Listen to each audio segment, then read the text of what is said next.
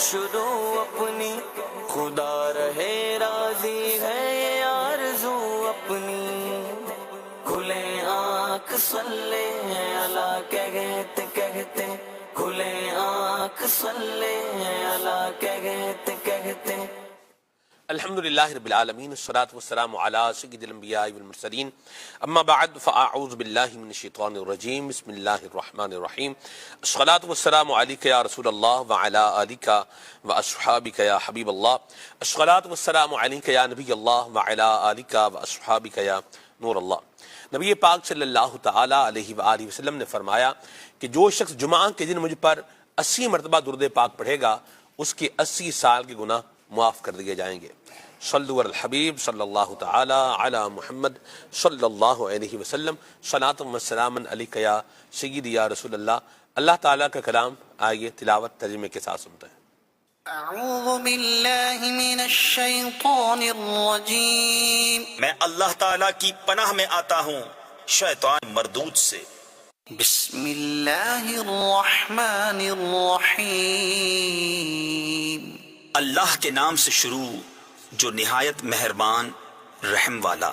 انہ من عبادنا المؤمنین، بے شک وہ ہمارے اعلیٰ درجے کے کامل الایمان بندوں میں ہیں۔ وبشرناہ باسحاق نبیا من الصالحین، اور ہم نے اسے خوشخبری دی اسحاق کی کہ غیب کی خبریں بتانے والا ہمارے قرب خاص کے سزاواروں میں۔ وبارکنا علیہ وعلی اسحاق ومن ذریتہما محسن وظالم لنفسہ مبین، اور ہم نے برکت اتاری اس پر اور اسحاق پر، اور ان کی اولاد میں کوئی اچھا کام کرنے والا اور کوئی اپنی جان پر صریح ظلم کرنے والا۔ وَلَقَدْ مَنَنَّا عَلَى مُوسَى وَهَارُونَ وَنَجَّيْنَاهُمَا وَقَوْمَهُمَا مِنَ الْكَرْبِ الْعَظِيمِ، اور بے شک ہم نے موسیٰ اور ہارون پر احسان فرمایا اور انہیں اور ان کی قوم کو بڑی سختی سے نجات بخشی۔ وَنَصَرْنَاهُمْ فَكَانُوا هُمُ الْغَالِبِينَ وَآتَيْنَاهُمَ الْكِتَابَ الْمُسْتَبِينَ، اور ان کی ہم نے مدد فرمائی تو وہی غالب ہوئے، اور ہم نے ان دونوں کو روشن کتاب عطا فرمائی۔ وَهَدَيْنَاهُمَ الصِّرَاطَ الْمُسْتَقِيمَ وَتَرَكْنَا عَلَيْهِمَا فِي الْآخِرِينَ، اور ان کو سیدھی راہ دکھائی اور پچھلوں میں ان کی تعریف باقی رکھی۔ سلام علی موسیٰ وہارون انا کذالک نجزی المحسنین، سلام ہو موسیٰ اور ہارون پر، بے شک ہم ایسا ہی صلہ دیتے ہیں نیکوں کو۔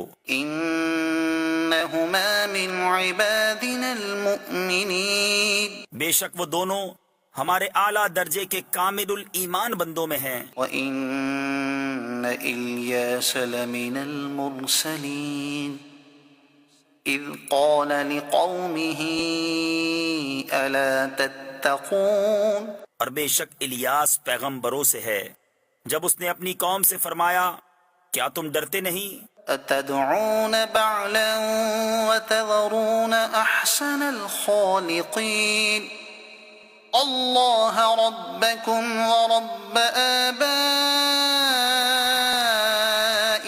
الاولین، کیا بال کو پوجتے ہو اور چھوڑتے ہو سب سے اچھا پیدا کرنے والے اللہ کو جو رب ہے تمہارا اور تمہارے اگلے باپ دادا کا۔ فکذبوہ فإنہم لمحضرون، پھر انہوں نے اسے جھٹلایا تو وہ ضرور پکڑے آئیں گے، الا عباد اللہ المخلصین وترکنا علیہ فی الآخرین، مگر اللہ کے چنے ہوئے بندے، اور ہم نے پچھلوں میں اس کی ثنا باقی رکھی۔ سلام علی الیاسین انا کذالک نجزی المحسنین، سلام ہو الیاس پر، بے شک ہم ایسا ہی صلہ دیتے ہیں نیکوں کو۔ انہ من عبادنا المؤمنین، بے شک وہ ہمارے اعلیٰ درجے کے کامل الایمان بندوں میں ہے۔ صدق اللہ العظیم۔ اللہ تعالیٰ قرآن پاک کی برکتیں ہم سب کو نصیب فرمائے اور عافیتیں اور راحتیں اللہ کریم ہم سب کا مقدر بنائے۔ مدنی چینل کے ناظرین، یہ بات ہے 1295 ہجری کی اور مہینہ تھا شوال کا۔ امام اہل سنت کے والد محترم حضرت نقی علی خان رحمۃ اللہ تعالی علیہ، آپ کی طبیعت ناساز تھی۔ اسی حالت میں آپ ایک روز آرام کر رہے تھے کہ آپ کی دل کی آنکھیں کھل گئیں اور نبی کریم صلی اللہ تعالی علیہ وآلہ وسلم آپ کے خواب میں تشریف لے آئے۔ سرکار نامدار مکی مدنی تاجدار صلی اللہ علیہ وسلم نے اپنے عاشق صادق کو حکم فرمایا کہ مدینے چلے آؤ۔ بس اب کیا تھا کہ حضرت نقی علی خان رحمۃ اللہ تعالی علیہ، رئیس المتکلمین، رئیس الاتقیاء رحمۃ اللہ تعالی علیہ، اگرچہ طبیعت ناساز تھی اور کچھ کمزوری کے آثار بھی تھے، لیکن نبی کریم صلی اللہ علیہ وسلم چونکہ آپ کو حکم فرما چکے تھے، لہذا آپ نے فوراً حج اور مدینہ منورہ حاضری کا ارادہ فرمایا۔ آپ رحمۃ اللہ تعالی علیہ کے دوست احباب نے عرض کی، علی جا آپ ایسا کیجئے کہ اگلے سال چلے جائیے گا، نبی پاک صلی اللہ علیہ وسلم کے حکم پر تب بھی عمل ہو جائے گا۔ مگر حضرت مولانا نقی علی خان رحمۃ اللہ تعالی علیہ کے عشق کا کمال دیکھیے کہ طبیعت اگرچہ ناساز ہے اور کچھ کمزوری کے آثار بھی ہیں، اور اب تو ہوائی جہاز پر سفر ہوتا ہے اور چند گھنٹے میں بندہ مدینہ پاک پہنچ سکتا ہے، اس وقت تو بحری جہاز پر سفر ہوتا تھا اور مدینہ پاک پہنچنے میں کئی دن لگ جایا کرتے تھے، بعض اوقات 8 دن سفر میں گزر جایا کرتے تھے۔ جدہ شریف کے ساحل تک پہنچنے میں 8 دن لگ جایا کرتے تھے۔ بہرحال سچے عاشق رسول رئیس المتکلمین حضرت نقی علی خان رحمۃ اللہ تعالی علیہ نے مدینہ منورہ جانے کا عزم مصمم کر لیا اور آپ نبی کریم صلی اللہ علیہ وسلم کے مبارک شہر کی طرف روانہ ہوئے۔ حضرت نقی علی خان رحمۃ اللہ تعالی علیہ اپنے شہزادے امام اہل سنت اور گھر کے چند دیگر افراد کو ساتھ لے کر حج کے لیے روانہ ہوئے۔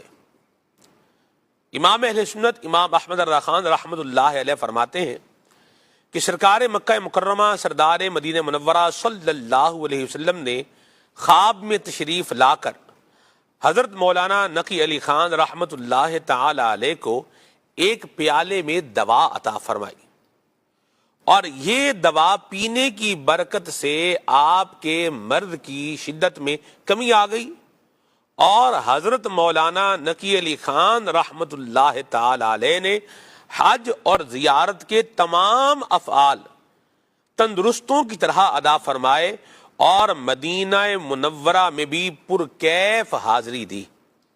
سبحان اللہ، سر بالی انہیں رحمت کی ادا لائی ہے، سر بالی انہیں رحمت کی ادا لائی ہے، حال بگڑا ہے تو بیمار کی بن آئی ہے۔ اللہ تعالی ہمیں نبی کریم صلی اللہ علیہ وسلم کی نگاہ عنایت نصیب فرمائے اور ہم پر بھی یہ کرم ہو جائے آج انہی کا رئیس المتکلمین حضرت مولانا نقی علی خان رحمۃ اللہ تعالی علیہ کا جو امام اہل سنت کے والد ماجد ہیں ذکر اپنے پروگرام میں ہم کرنے جا رہے ہیں۔ ان کی سیرت، ان کے اخلاق، ان کے کردار کے روشن پہلو انشاءاللہ الکریم آج کے اس پروگرام کے اندر بیان ہوں گے۔ اللہ تعالی ہمیں بھی مکہ مدینہ حاضری کا ذوق اور شوق عطا فرمائے۔ اور جو ایک بات اور بڑی اہم یہاں سے سیکھنے کو ملی کہ اگر طبیعت میں یوں بولیے کہ نشاط نہ ہو یا کوئی یوں بولیے کہ بیماری کے آثار اگر کچھ نمایاں ہوں تو اپنے عزیز و اقارب کے ساتھ سفر کرنا چاہیے، یہ یاد رکھنا چاہیے۔ یہ نہیں کہ اپنے بیمار والدین کو کسی اور کے حوالے کر کے بندہ جو ہے وہ سفر حرمین کروا دے اور خود جو ہے وہ بیٹھا رہے، ایسا نہیں ہونا چاہیے، بلکہ اگر والد یا والدہ یا کوئی بھی بھائی ہیں بیمار ہیں تو ان کے ساتھ خود جو ہے وہ سفر کرنا چاہیے۔ ہم نے مدنی چینل کے ناظرین، اب چونکہ بات چل ہی نکلی ہے لہذا میں یہاں ہی اس کا تذکرہ جو ہے وہ کر دوں۔ یہ خالد بھائی بورڈنگ کی لائن میں ہم کھڑے تھے اور یہ واپسی کا سفر تھا، یہ 2011 کی میں آپ کو بات بتا رہا ہوں، اور ہمارے آگے ظاہر سی بات لائن میں آپ کیو میں آپ کھڑے ہیں تو ہمارے آگے جو لوگ تھے انہوں نے جب اپنے پاسپورٹ وہاں بورڈنگ کاؤنٹر پہ جدہ میں دیے تو ان میں ایک مائی صاحبہ کا پاسپورٹ بھی تھا۔ صحیح۔ تو وہ کاؤنٹر پہ انہوں نے کہا کہ جی یہ کہاں ہے؟ یہ وہ دیکھ رہے ہوتے ہیں نا، ٹکٹ دے رہے ہیں لوگ بھی دیکھ رہے ہیں، تو یہ کہاں ہے؟ تو وہ مائی صاحبہ تو وہاں پر نہیں تھی۔ تو وہاں جو ایک بات میرے کانوں کے ساتھ ٹکرائی وہ یہ تھی کہ کیا مصیبت ہمارے گلے پڑ گئی ہے۔ اللہ۔ اچھا آپ یہ دیکھیے کہ یہ تو بورڈنگ آخری جو ہو رہی ہے اس میں یہ کہا جا رہا ہے بھی کیا مصیبت ہمارے گلے پڑ گئی ہے، اور اس سے پہلے وہ مائی صاحبہ کے ساتھ کیا کیا کچھ ہوا ہوگا اور ان کو کیا کیا کچھ سننے کو ملا ہوگا، یہ اللہ کی پناہ ہے۔ بعض اوقات لوگ جب لے جاتے ہیں تو بڑا کہتے ہیں جی ہم خیال بڑا رکھیں گے، جی آپ کی امی ہیں ہماری بھی امی ہی کی طرح ہیں، بس آپ بے فکر ہو جائیں، بس ہم ہیں تو آپ کو تو اب کوئی ٹینشن لینے کی کیا ہے، ضرورت ہی نہیں۔ اور پھر وہ مائی صاحبہ کس طریقے سے جو ہے وہ وہاں پر وقت گزار رہی ہیں، یا جو بابا جی ہیں وہ وہاں پر کس طریقے سے وقت گزار رہے ہیں، کن محرومیوں کے ساتھ، اللہ کی پناہ ہے۔ اب میں اب بات کر رہا ہوں تو مجھے واقعات جو ہے نا وہ یاد آتے چلے جا رہے ہیں۔ تو اگر والدین کی طبیعت میں نشاط نہیں ہے یا کچھ کمزوری ہے تو اولاد کو چاہیے کہ ان کے ساتھ سفر اختیار کرے تاکہ ان کی خدمت بھی کرے، ان کا خیال بھی رکھے، ان کا احساس بھی کرے۔ یہ جیسے میں نے کہا کہ کیا مصیبت ہے، اب میں آپ کو حج 2024 کی بات سناتا ہوں۔ صحیح۔ خالد بھائی رمی کر کے ہم جو ہے وہ نکلے ہیں، یہ پہلے دن کی رمی تھی یا دوسرے دن کی رمی تھی یہ تو مجھے یاد نہیں ہے، بہرحال جیسے رمی کر کے نکلے تو جب ہم وہ ریمپ ہے نا اس سے یوں بندہ نیچے اترتا ہے، رمی کر کے آپ فارغ ہوتے ہیں تو آپ کو دوبارہ مینا کی طرف جانا، مکہ شریف جانا ہے تو سیدھے آپ جو ہے وہ نکل جاتے ہیں، اور اگر مینا شریف جانا ہے تو وہ ریمپ ہے وہاں سے آپ گھوم کے تھوڑا کیا کرتے ہیں نیچے آپ آ جاتے ہیں۔ ٹھیک ہے۔ تو ہم وہاں سے تھوڑا گھوم کے جب نیچے ادھر اترے تو وہاں ہمارے قافلے کے کچھ لوگ وہاں موجود تھے۔ اچھا اس میں جو ہے وہ ماں اور بیٹا تھے، بچہ ماشاءاللہ جو ہے نا وہ جوان تھا، اور والدہ کا جو معاملہ ہے وہ ان پر ذوف کے آثار جو ہے وہ نمایاں تھے۔ صحیح۔ تو ایک تو ان کی گرمی سے طبیعت کچھ جو ہے وہ کیا ہو گئی، مطلب اس ناساز سی ہوئی، تو بہرحال انہوں نے اپنے پاس رکھا ہوا تھا کہ کس طرح ہم نے اپنی انرجی جو ہے وہ گین کرنی ہے۔ صحیح۔ تو بہرحال وہ جو سلسلہ کار تھا انہوں نے وہ کچھ کیا۔ اب آپ دیکھیں بیٹا ساتھ تھا تو انہوں نے کیا کیا، انہوں نے ویل چیئر کا بندوبست کیا، اور ویل چیئر کا بندوبست کر کے جناب لے کے بحفاظت اپنی ماں کو خیر سے لے کر کے کیا ہو گئے، جہاں پہنچنا تھا اپنی منزل پر پہنچ گئے۔ یعنی یہ بات مجھے کیا رہ گئی، یاد رہ گئی۔ اب میں یہ سوچ، اب دو میں نے خواتین کا ذکر کیا نا، ایک وہ مائی صاحبہ جن کے بارے میں وہ بول رہے تھے کہ کیا مصیبت ہمارے گلے پڑ گئی، اور ایک یہ کہ دیکھیں بیٹا ہے تو ماں کے ساتھ ہے، تو ایک تو وہ خود اپنی ماں کے ساتھ کھڑا ہے، تو یہ بھی ایک ماں کو اطمینان ہے کہ میرا بیٹا میرے ساتھ کیا ہے، کھڑا ہے۔ اور دوسرا پھر جب اس کو وہ کھڑا ہے تو ظاہر سی بات ہے اس نے ان کو ریسکیو بھی کرنا ہے یا لے کے بھی جانا ہے، تو یہ سلسلہ کار بڑا ایک اچھا مجھے لگا کہ اپنی ماں کی خدمت کرتے کرتے اپنے والد، بلکہ ایک اور آپ کو یاد ہوگا عاطف بھائی، یہ 2017 کی بات ہے، تو اس میں جو ہے نا وہ ایک اسلامی کا نام طاہر بھائی نام تھا ان کا، ان کے والد صاحب نہ چل سکتے تھے، یعنی بالکل وہ ویل چیئر پر تھے، اب تو وہ فوت ہو گئے، اللہ ان کی بخشش فرمائے۔ ان کے بیٹے نے خالد بھائی اپنے والد کو گویا بولے اٹھائے اٹھائے جو ہے نا وہ عمرہ کروایا، یعنی جدھر گئے بچے نے اپنے باپ کو کیا رکھا ہے، اٹھا کے رکھا ہے۔ اور آپ یقین مانے دل کے لیے دل سے ان کے لیے جو ہے دعائیں نکلتی تھیں. تو یہ جو احساس ہے اور یہ جو خیال ہے، یہ بندہ بولے کوئی اور کر لے گا، تو اللہ کرے کہ کوئی اور ہمدردی کی نگاہ سے دیکھ لے. ادھر تو لوگ لفٹ میں جو ہے وہ نہیں بیٹھتے تھے دوسرے کو، صحیح. اور اللہ بس ہمیں عافیت عطا سلمان فرمائے. بھائی بات یہ ہے کہ اپنائیت نہ اپنوں سے ہے، جی اور جن کو اپنوں سے اپنائیت نہیں ہے نا، واہ واہ، تو پھر وہ بیچارے رول رہے ہوتے ہیں. اور پھر وہ جو پہلا جملہ آپ نے بیان فرمایا تھا، اس طرح کے جملے سننے کو مل رہے ہوتے ہیں. بندہ جب خود بوجھ اتار کر بھیج رہا ہے نا اگر اپنے بڑوں کو، جی خدا ناخواستہ، تو جب اپنے بوجھ اتارا ہے تو وہ دوسرے پر بوجھ بنے گا. ایسا ہی ہے. آپ ایسا کریں کہ خدمت گزاری والا انداز لائیں.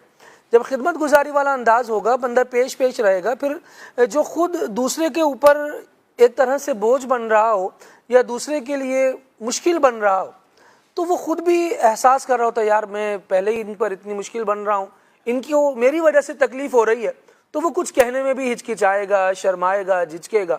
تو وہ بیچارہ جو اس کنڈیشن میں جا رہا ہے، چاہے وہ سفر حرمین طیبین کا ہو یا یہاں اپنے وطن میں رہتے ہوئے ہی ایک شہر سے دوسرے شہر کا سفر ہو، بہت تکلیف میں گزرتا ہے. سفر کو تو ویسے ہی عذاب کے ٹکڑوں میں سے ایک ٹکڑا کہا گیا ہے نا.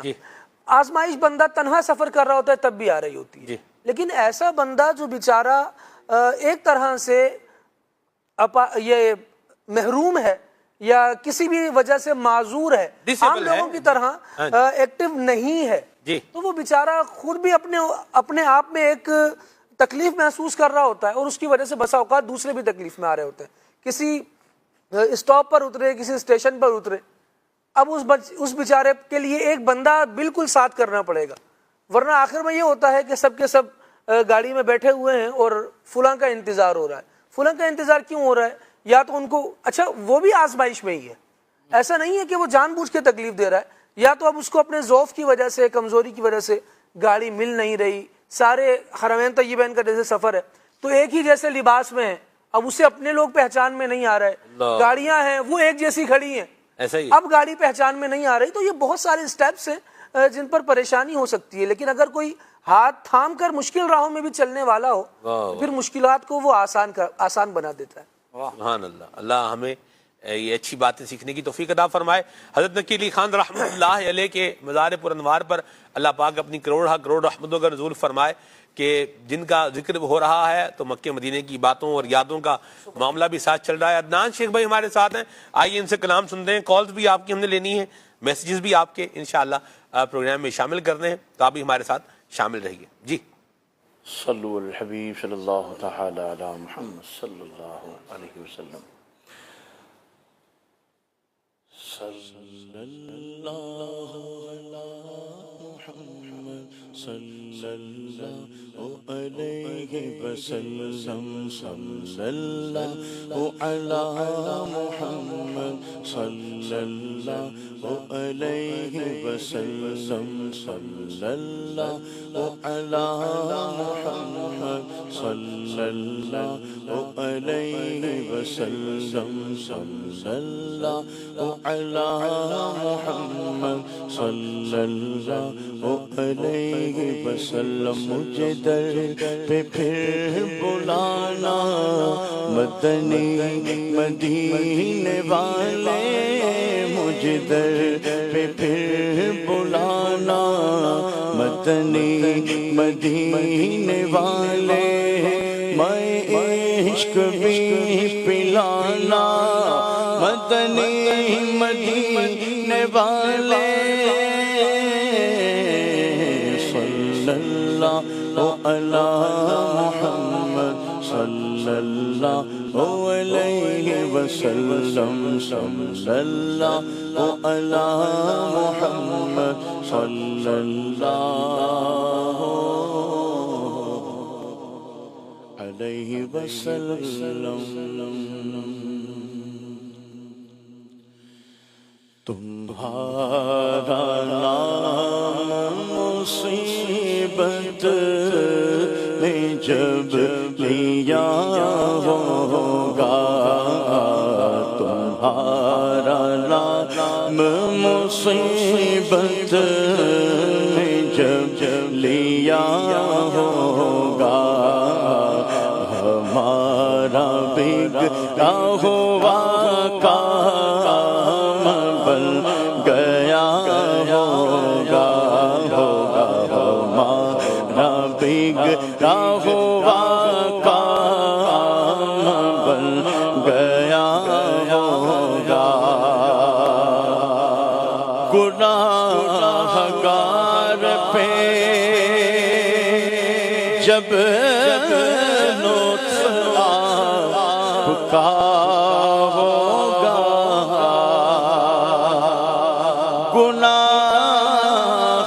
گناہگار پہ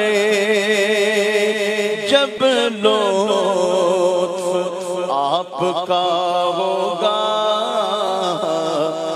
کیا بغیر کیا ہوگا کیا بغیر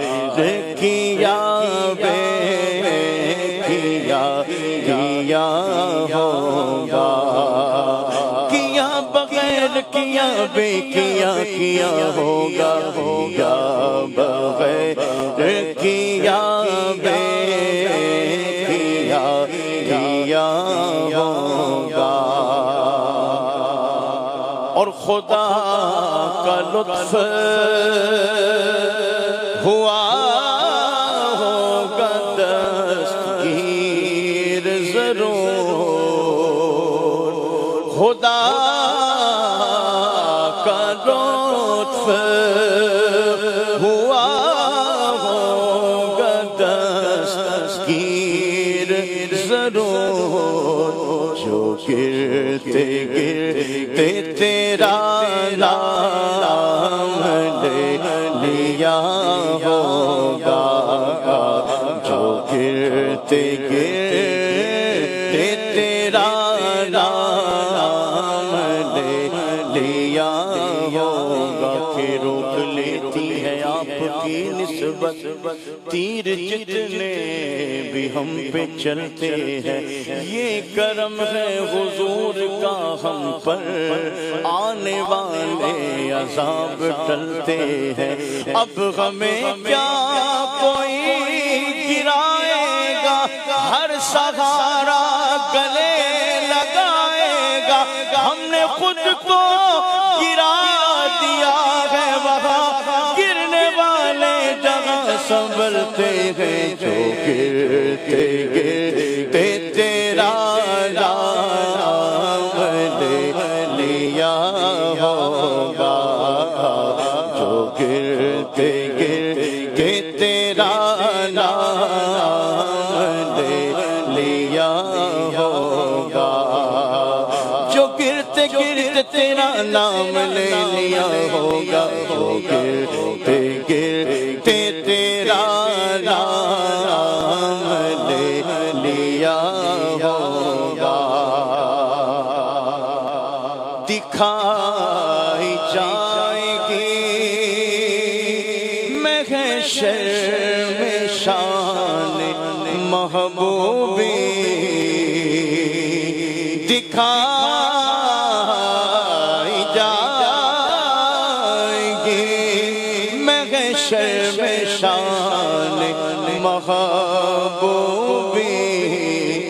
کہ آپ ہی کی خوشی آپ کہا ہوگا کہ آپ ہی کی خوشی آپ کہا ہوگا کہ آپ ہی کی خوشی آپ کا کہا ہوگا آپ ہی کی خوشی آپ کا کہا ہوگا خدا پاک کی چاہیں گے اگلے پچھلے خوشی خدا پاک کی چاہیں گے اگلے پچھلے خوشی خدائے پاک خوشی ان کی چاہتا ہوگا خدائے پاک خوشی ان کی چاہتا ہوگا خدائے پاک خوشی ان کی چاہتا ہوگا اور کسی طرف سے صدا آئے گی حضور آؤ یا رسول اللہ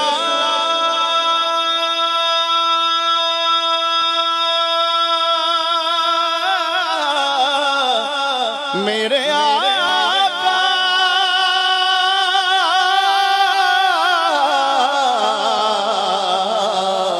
کسی طرف سے صدا آئے گی حضور آؤ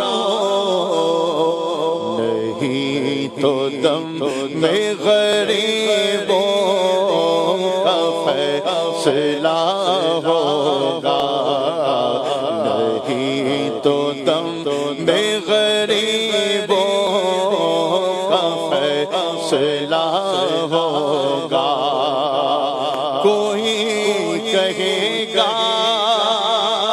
تمہاری ہے یا رسول اللہ کوئی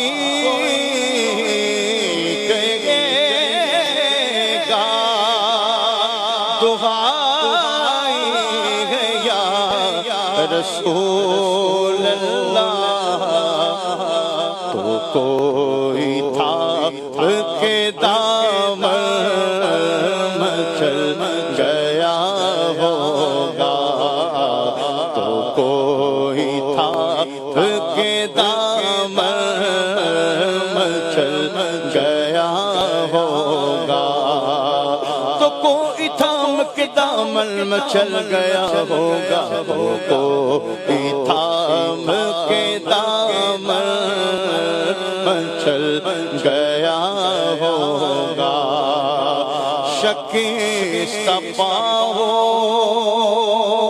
میرے حال کی خبر کر دو شکستہ پاؤں میرے حال کی خبر کر دو کوئی کسی سے یہ رو رو کے کہہ رہا ہوگا کوئی کسی سے یہ رو رو کے کہہ رہا ہوگا اور کہیں گے اور نبی اذهبوا إلى غيري کہیں گے اور نبی اذهبوا إلى غيري میرے حضور کے لب پر اللہ ہوگا میرے حضور کے لب پر اللہ ہوگا میرے حضور کے لب پر اللہ ہوگا میرے حضور کے لب پر اللہ ہوگا سنتے ہیں کہ محشر میں صرف ان کی رسائی ہے، کر ان کی رسائی ہے، لو جب تو بنائی ہے، سب نے سب محشر میں للکار دیا ہم کو، اے بے کسوں کے آقا اب تیری دعائی ہے،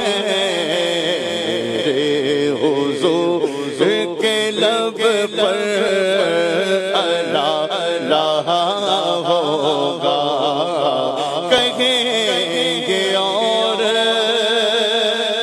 نبی ذهبوا إلى غیری، میرے حضور کے لب پر اللہ اللہ ہوگا، میرے حضور کے لب پر اللہ اللہ ہوگا، میں ان کے درگاہ بھکاری ہوں، فضل مولا سے میں ان کے درگاہ بھکاری ہوں، فضل مولا سے اصل فقیر کا جنت میں بستر ہوگا، اصل فقیر کا جنت میں بستر ہوگا، اصل فقیر کا جنت میں بستر ہوگا، اصل فقیر کا جنت میں بستر ہوگا، تمہارا نام مصیبت میں جب لیا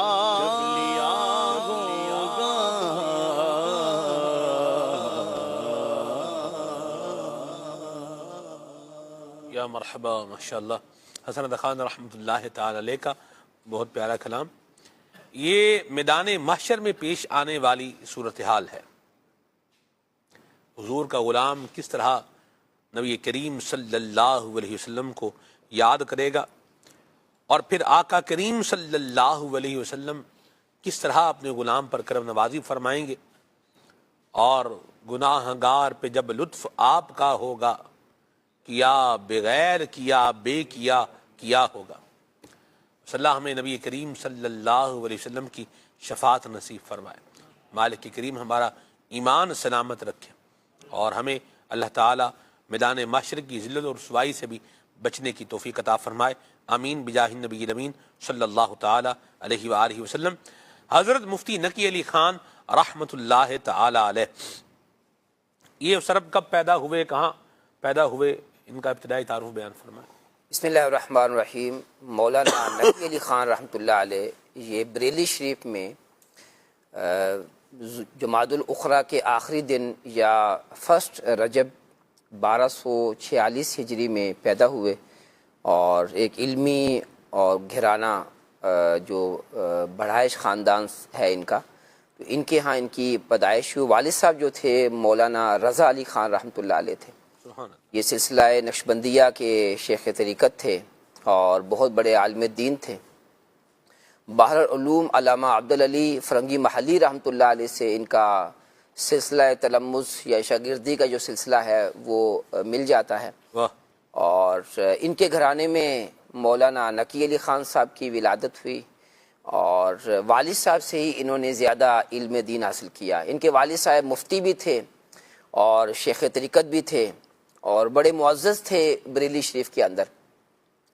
تو علم دین آپ نے والد صاحب سے اور دیگر علماء سے حاصل کر کے مولانا نقی علی خان نے جو ہے وہ علم فقہ کے اندر بڑا کمال پایا، اور مزید جو ہے یہ واعظ و نصیحت ان کا جو ہے ایک اہم منصب کہیں، اور تصنیف و تالیف کی طرف بھی یہ متوجہ تھے۔ انہوں نے تقریباً 30 سے 40 کے لگ بھگ کتب و رسائل جو تعلیب بھی کیے سبحان اللہ، اور بڑا ان مجاہدانہ انداز ان کا رہا. سبحان اللہ. ان کے جو والد صاحب تھے جب 1857 کی جنگ آزادی کا سلسلہ ہوا تو اس میں انہوں نے جو ہے وہ عملی طور پر شرکت کی. اسی طرح اس زمانے میں کیونکہ جو ہے وہ علی رضا جو یہ نقی علی خان رحمۃ اللہ علیہ یہ بھی جو ہے انہوں نے بھی جو ہے اس طرح کا حصہ لیا. تو ان دونوں ہستیوں نے جو ہے وہ اس طرح جو ہے وہ زندگی گزاری اور ماشاء اللہ علم دین اور سے محبت، لوگوں سے محبت، یہ چیز جو ہے وہ ان کے خاندان کے اندر بڑی اہم ہے. سخاوت جو ہے ان کے اندر کوٹ کوٹ کر بھری ہوئی تھی اور جتنے بھی جو ہے وہ اخلاقی حسنہ آپ کہہ سکتے ہیں وہ ان کے اندر موجود تھے. اور انہوں نے جو ہے 51 سال 5 ماہ کی عمر جو ہے وہ پائی اور ذیقعدہ کے آخری دن آپ کا وصال ہوا 1297 میں. تو یہ آپ کی زندگی کا کچھ جو ہے وہ خلاصہ ہے. سر دیکھیں ماہ ذیقعدہ ہی چل رہا ہے اور اسی مناسبت سے ہم نے ان کا پروگرام کے اندر جو ہے وہ عنوان رکھا. ان کی سیرت میں ایک بات بیان کی گئی ہے کہ یہ اپنی گفتگو کے دوران قرآن کریم کی آیات اور احادیث مبارکہ اور اس طرح جو بزرگان دین کی اقوال ہوتے تھے یہ بھی گفتگو میں بیان فرمایا کرتے تھے. آج ہم دیکھتے ہیں کہ ہمارے یہاں بھی لوگوں کو قرآن کریم کی آیات اور احادیث کے بیان کا ایک شوق ہوتا ہے. یعنی ہم بھی اپنی گفتگو کے دوران نبی پاک صلی اللہ علیہ وسلم کے فرمان لے کر کے آئیں، قرآن کریم کی جو ہے نا وہ کوئی آیت جو ہے وہ اس کو ذکر کریں، لے کر کے آئیں. یہ شوق ہونا اور اس کی تکمیل کرنا یہ کتنا اہم ہے، یا اس کے بارے میں کیا فرمائیں گے آپ؟ دیکھیں اگر آپ قرآن پاک کی کوئی آیت پڑھنا چاہتے ہیں تو درست قرآن پاک آنا چاہیے. صحیح. اور پھر حدیث پاک بیان کرتے ہیں تو حدیث پاک بھی جو ہے اچھی طرح حفظ ہونی چاہیے. اپنی طرف سے ہمارے معاشرے کے اندر ایک بڑی پرابلم یہ ہے کہ لوگوں کو شوق تو ہے کہ یہ جو ہے قرآن پاک کی آیت تو کم ہی بیان کرتے ہیں، بس یہ کہتے ہیں کہ اللہ نے یہ فرمایا ہے. اب وہ کہاں واقعی فرمایا بھی ہے کہ نہیں فرمایا. اسی طرح پیارے آقا علیہ الصلوۃ والسلام کے بارے میں بھی جو ہے وہ اس طرح کہتے ہیں حدیث پاک میں آیا ہے. تو جب تک جو ہے ہمیں یقین نہ ہو ہمیں ایسی بات نہیں کرنی چاہیے. ظاہر ہے کہ اللہ پاک کی جانب کوئی بات منسوب کر رہے ہیں یا پھر پیارے آقا علیہ الصلوۃ والسلام کے بارے میں ایسی بات کر رہے ہیں تو اس کے لیے پھر ہمیں اچھی طرح وہ بات یاد بھی ہونی چاہیے. قرآن و حدیث سے جو ہے جب استفادہ مکمل طور پر مضبوطی کے ساتھ ہوگا تو پھر ہم ان چیزوں کو لا سکیں گے. اور جب قرآن پاک کی آیت یا حدیث پاک کی بات ہم کرتے ہیں اور یہ ہماری گفتگو کا حصہ بنتے ہیں تو یہ ہماری بات کو اتھینٹک جو ہے وہ کر دیتا ہے. اور انہی احتیاطیں بھی ہیں، ان احتیاطوں کے ساتھ اگر جو ہے وہ ویسے تو یہ علماء کا کام ہے کہ وہ اس طرح کی گفتگو کریں. اچھا ایک اور بڑی پرابلم ہے کہ آیت مقدسہ بیان کریں گے یا پھر جو ہے حدیث پاک بیان کریں گے، جس موضوع پر بیان کر رہے ہیں اس پر یہ منطبق بھی ہوتی ہیں یا نہیں ہوتی. اس کو پیش نظر رکھنا ضروری ہے کہ اس موضوع سے یہ متعلق ہے بھی کہ نہیں. صحیح. کہ ہم قرآن پاک جو ہے کی آیت کوٹ کر رہے ہیں لیکن کیا ہمیں یقین ہے کہ اس بات سے وہ مناسبت رکھتی ہے. یہ جو ہے وہ اس چیز کو پیش نظر رکھنا بہت ضروری ہے. ظاہر ہے کہ علم دین ہوگا تو ہم جو ہے یہ دونوں چیزیں. اچھا پھر ایک دوسری آپ نے بات کی اقوال بزرگان دین، تو یہ بھی جو ہے وہ اقوال بزرگان دین سے استفادہ کرنا یہ بہت زبردست اچھی بات ہے. اور واقعی جو ہے وہ بزرگان دین کے ساتھ جو ہمارا تعلق ہے یہ جتنا مضبوط ہوگا تو رب کی رحمت سے دین اسلام کو سمجھنے میں ہمیں آسانی ہوگی. کہ ان بزرگوں نے جو قرآن و حدیث سمجھا تو یہ ہم سے زیادہ علم والے تھے اور پیارے آقا علیہ الصلوۃ والسلام کے زمانے کے زیادہ قریب تھے. یہ بھی ایک جو ہے ایک بات ہے. تو اس لیے جو ہے بزرگان دین کی جو ہے وہ اقوال ضرور جو ہے وہ ہمیں بیان کرنے چاہیے اور اس سے فائدہ ہوگا. سبحان اللہ. اتھینٹسٹی کو کمپرومائز نہ کریں. شوق تو یہ ہونا چاہیے، رکن شدہ کی گفتگو سن کر اندازہ ہوتا ہے کہ ٹھیک ہے اچھی بات ہے، لیکن پھر نالج بھی ہونا چاہیے کیا چیز بیان کرنی ہے اور کس طرح بیان کرنی ہے. جن کے پاس نالج ہے وہ بیان کر رہے ہیں اور بہت اچھا کر رہے ہیں، اللہ کریم قبول فرمائے. اور جو اپنے اٹکل پچو سے جو ہے وہ اس طرح کا کوئی کام کرتے جا رہے ہیں تو ان کو جو ہے وہ بہرحال کیا کر لینا چاہیے، ڈر جانا چاہیے. بعض اوقات بات درست ہوتی ہے لیکن جو اس سے مراد لی جا رہی ہوتی ہے وہ مراد غلط ہوتی ہے. جیسے حضرت علی المرتضیٰ کرم اللہ تعالی وجہہ الکریم پر جنہوں نے کفر کا حکم لگایا معاذ اللہ، وہ بھی قرآن پڑھ کے ہی لگا رہے تھے. ان الحکم الا للہ، حکم تو صرف اللہ کا. تو ہم کیوں کسی کو یہاں پر حاکم بنائے اور کیوں کسی کو فیصلہ کرنے والا بنائے؟ حکم تو اللہ کا۔ اس وقت جناب علی المرتضیٰ کی یہاں سے بارگاہ سے جو جواب گیا وہ کیا تھا؟ کلیمۃ حق ارید بہا الباطل، بات صحیح ہے لیکن جو مراد لی جا رہی ہے یہ مراد کیا ہے؟ یہ مراد غلط ہے۔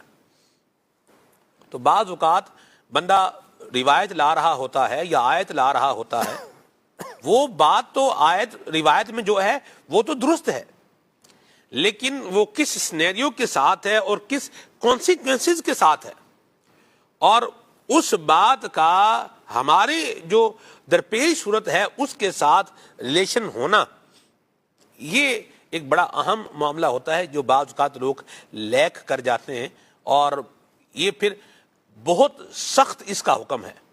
شر الخلق والخلیقہ قرار دیا گیا ہے ان کو، جو قرآن کریم کی آیات کے غلط معنی جو ہے وہ بیان کریں۔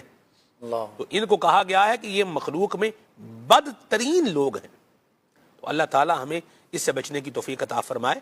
قرآن کریم کا علم، احادیث مبارکہ کا علم آپ بالکل حاصل کریں، طریقہ کار کے مطابق حاصل کریں، اور صرف اہل علم کو دیکھا ہے کہ ہم وہ محتاط ہو جاتے ہیں۔ خالد بھائی، عاطف بھائی بھی ساتھ ہیں ہمارے ماشاءاللہ، وہ بات کرتے ہوئے کیا کرتا ہے؟ بات سوچ کر بات کرتا ہے، صحیح۔ اور جس کو نہیں پتا اس نے کیا کرنا ہے؟ اگر کوئی حدیث شریف آپ نے سنا بھی دی ہے تو بولیں گے حدیث ضعیف ہے، تو آیت کوئی آپ بتا دیں گے نہیں، اس کا مطلب یہ نہیں ہے، یہ ہے بالکل 100% غلط ہو رہا ہوتا ہے۔ بعض اوقات صحیح بھی ہوتا ہے، لیکن آپ عام طور پر جو جنرل پرسپیکٹو میں چل رہا ہوتا ہے نا، علم اور عدم علم جہاں پر جمع ہو جائے، تو یہ پھر بعض اوقات لوگ کیا کرتے ہیں بھی چونکہ یہ ہمیں سوٹ نہیں کرتی لہذا اس کے اوپر کیا کر دیں گے؟ کمنٹ کر دیں گے۔ اور جس کو علم ہے نا، شور اور شعور میں عین کا فرق ہے۔ یار یہ پیج لے کر آئیں، ایک پیج اور ایک پینسل جو ہے نا وہ لے کے آئیں۔ کیا بات ہے! یہ میں اس کا ذرا پریکٹیکل کر کے جو ہے دکھاؤں۔ ماشاءاللہ شیخ صاحب کے پاس ہے، عبد الرحمان بھائی ہمارے پروڈکشن کے اسلامی بھائی ہیں، بڑے پیارے آدمی ہیں ماشاءاللہ۔ یہ ذرا حسنین بھائی آپ ریڈی اسٹڈی ہو جائیں، یا جو جس نے بھی اس کو جو ہے نا وہ لینا ہے۔ میں 2 لفظ آپ کو لکھ کے دکھا رہا ہوں، کیا بات! ان کو آپ نے ذرا غور سے دیکھنا ہے۔ شور، اللہ اکبر۔ ایک لفظ ہے شور صحیح، اور ایک لفظ ہے شعور۔ شعور، اس میں فرق عین کا ہے۔ یہ دیکھیے، ایک یہ ہے شور اور یہ ہے شعور، فرق کس کا ہے؟ عین کا۔ عین کا ہے۔ اور عین سے مراد کیا ہے؟ عین سے مراد ہے علم۔ واہ واہ! جب علم آتا ہے تو شور ختم ہو جاتا ہے اور شعور کی منزل پر بندہ پاؤں کیا کر دیتا ہے؟ رکھ دیتا ہے۔ واہ واہ! تو یہ شور کو کس میں بدلنے کی ضرورت ہے؟ شعور میں بدلنے کی ضرورت ہے۔ اور یہ کیسے بدلے گا؟ یہ علم کے ذریعے سے بدلے گا۔ کیا فرمائیں گے اس پر؟ بالکل آپ صحیح بات فرما رہے ہیں کہ ہر ایک کے پاس جا کر اور اس کی بات سن کر اس کی تائید کر دینا یہ بھی اچھی بات نہیں ہے۔ پہلے تو یہ بات ہے کہ جو بیان کر رہا ہے وہ کون ہے اور کیا بیان کر رہا ہے، سننے والے کو بھی اس بات میں غور کرنا چاہیے۔ امام ابن سیرین رحمۃ اللہ تعالی علیہ بہت بڑے عالم گزرے ہیں، تو ایک دن مجلس میں بیٹھے ہوئے تھے تو کچھ 2 لوگ آئے آپ کے پاس، تو آ کر کہنے لگے ہم 2 قرآن کی آیتیں آپ کو سنانا چاہتے ہیں۔ امام ابن سیرین رحمۃ اللہ تعالی نے فرمایا میں نہیں سنوں گا۔ اب انہوں نے کہا کہ کتاب اللہ ہے اور محفل بھی آپ کی ہے، آپ واضح و نصیحت فرما رہے ہیں، لوگ سارا مجمع آپ کا ہے، آپ نے فرمایا میں نہیں سنوں گا۔ ہم سے بھی سن لیں۔ ہاں جی، تو انہوں نے کہا کہ ٹھیک ہے جی، ہم آپ قرآن کی آیتیں 2 نہیں سننے چاہتے، 2 رسول پاک علیہ الصلوۃ والسلام کی باتیں سن لیں۔ آپ نے فرمایا میں نہیں سنوں گا۔ اب لوگوں نے جو ہے اب وہ بڑا تعجب کا اظہار کیا، اب وہ بار بار دونوں شخص اصرار کر رہے ہیں بار بار۔ تو امام ابن سیرین رحمۃ اللہ تعالی نے فرمایا تم یہاں سے اٹھ کے جا رہے ہو میں اٹھ کے چلا جاؤں؟ اب وہ جب بات آگے بڑھی تو وہ دونوں چلے گئے۔ بعد میں لوگوں نے بولا حضرت آپ اتنے بڑے عالم ہیں، آپ ہمیں واضح و نصیحت کرتے ہیں، وہ قرآن کی آیت ہی تو سنا رہے تھے آپ کو، رسول پاک کی حدیث پاک تو سنا رہے تھے آپ کو۔ امام ابن سیرین رحمۃ اللہ تعالی نے بڑا خوبصورت جواب دیا، جو بھی گفتگو ہو رہی، فرمایا وہ قرآن کی آیت تو پڑھیں گے لیکن عین ممکن تھا اس کا مطلب غلط بیان کرتے اور وہ میرے دل میں بیٹھ جاتا ہے اور کہیں میں جو اپنے ایمان سے ہاتھ نہ دھو بیٹھتا۔ صحیح۔ تو ایسا آج کے زمانے میں تو بالکل جو آپ نے واضح بات کی ہے کہ مطلب آیت کا غلط بیان کر دیتے ہیں، اب ہمارا مسئلہ یہ ہے کہ ایک تو سیکھنے کا شوق نہیں ہے، سیکھنے کا جب شوق نہیں ہے، جو بات کرتا ہے جو نظر آتا ہے اس کو سن لیتے ہیں، اور جو اس نے بیان کر دیا اسی کو لے کر پھر آگے چلنا شروع ہو جاتے ہیں، اور دیکھا دیکھی میں سارے معاملات چل رہے ہوتے ہیں، اور پھر ہم کیا کہتے ہیں جی قرآن میں اللہ نے یہ فرما دیا، حدیث میں نبی پاک علیہ الصلوۃ والسلام نے یہ فرما دیا، جبکہ جو فرمایا ہے کیا وہی ہے جو سامنے والے نے ہمیں بیان کر کے دیا ہے؟ اس کے لیے کرنا کیا ہے؟ جن شخصیت کا آج ہم ذکر کر رہے ہیں نا، ان کی تعلیمات کو اور ان کے جو لخت جگر ہیں، سید امام اہل سنت اعلیٰ حضرت رحمۃ اللہ تعالی علیہ کی تعلیمات کو پیش نظر رکھیں گے تو انشاءاللہ بہت اچھے سے سمجھ میں آ جائے گا کہ کس سے سننا ہے اور کس سے نہیں سننا ہے۔ یہ بھی بات درست ہو گئی، اس کو بھی خیال رکھیں، اور علماء اہل سنت جس طرح اہل سنت نے بیان فرما رکھا ہے، میں بتایا بزرگان دین نے، تو انہی کو جو ہے نا وہ آپ سنیں۔ الحمدللہ رب العالمین مدنی چینل پر ایک سے ایک پروگرام آ رہے ہیں، علماء کرام جو ہے وہ دارالفتا اہل سنت کے پروگرام ہو رہے ہیں، دیگر مبلغین بھی ماشاءاللہ پروگرام جو ہے وہ کر رہے ہیں، تو اس کو جو ہے وہ آپ سنیں گے تو انشاءاللہ خیر کی بات، بھلائی کی بات، عافیت کی بات ملے گی۔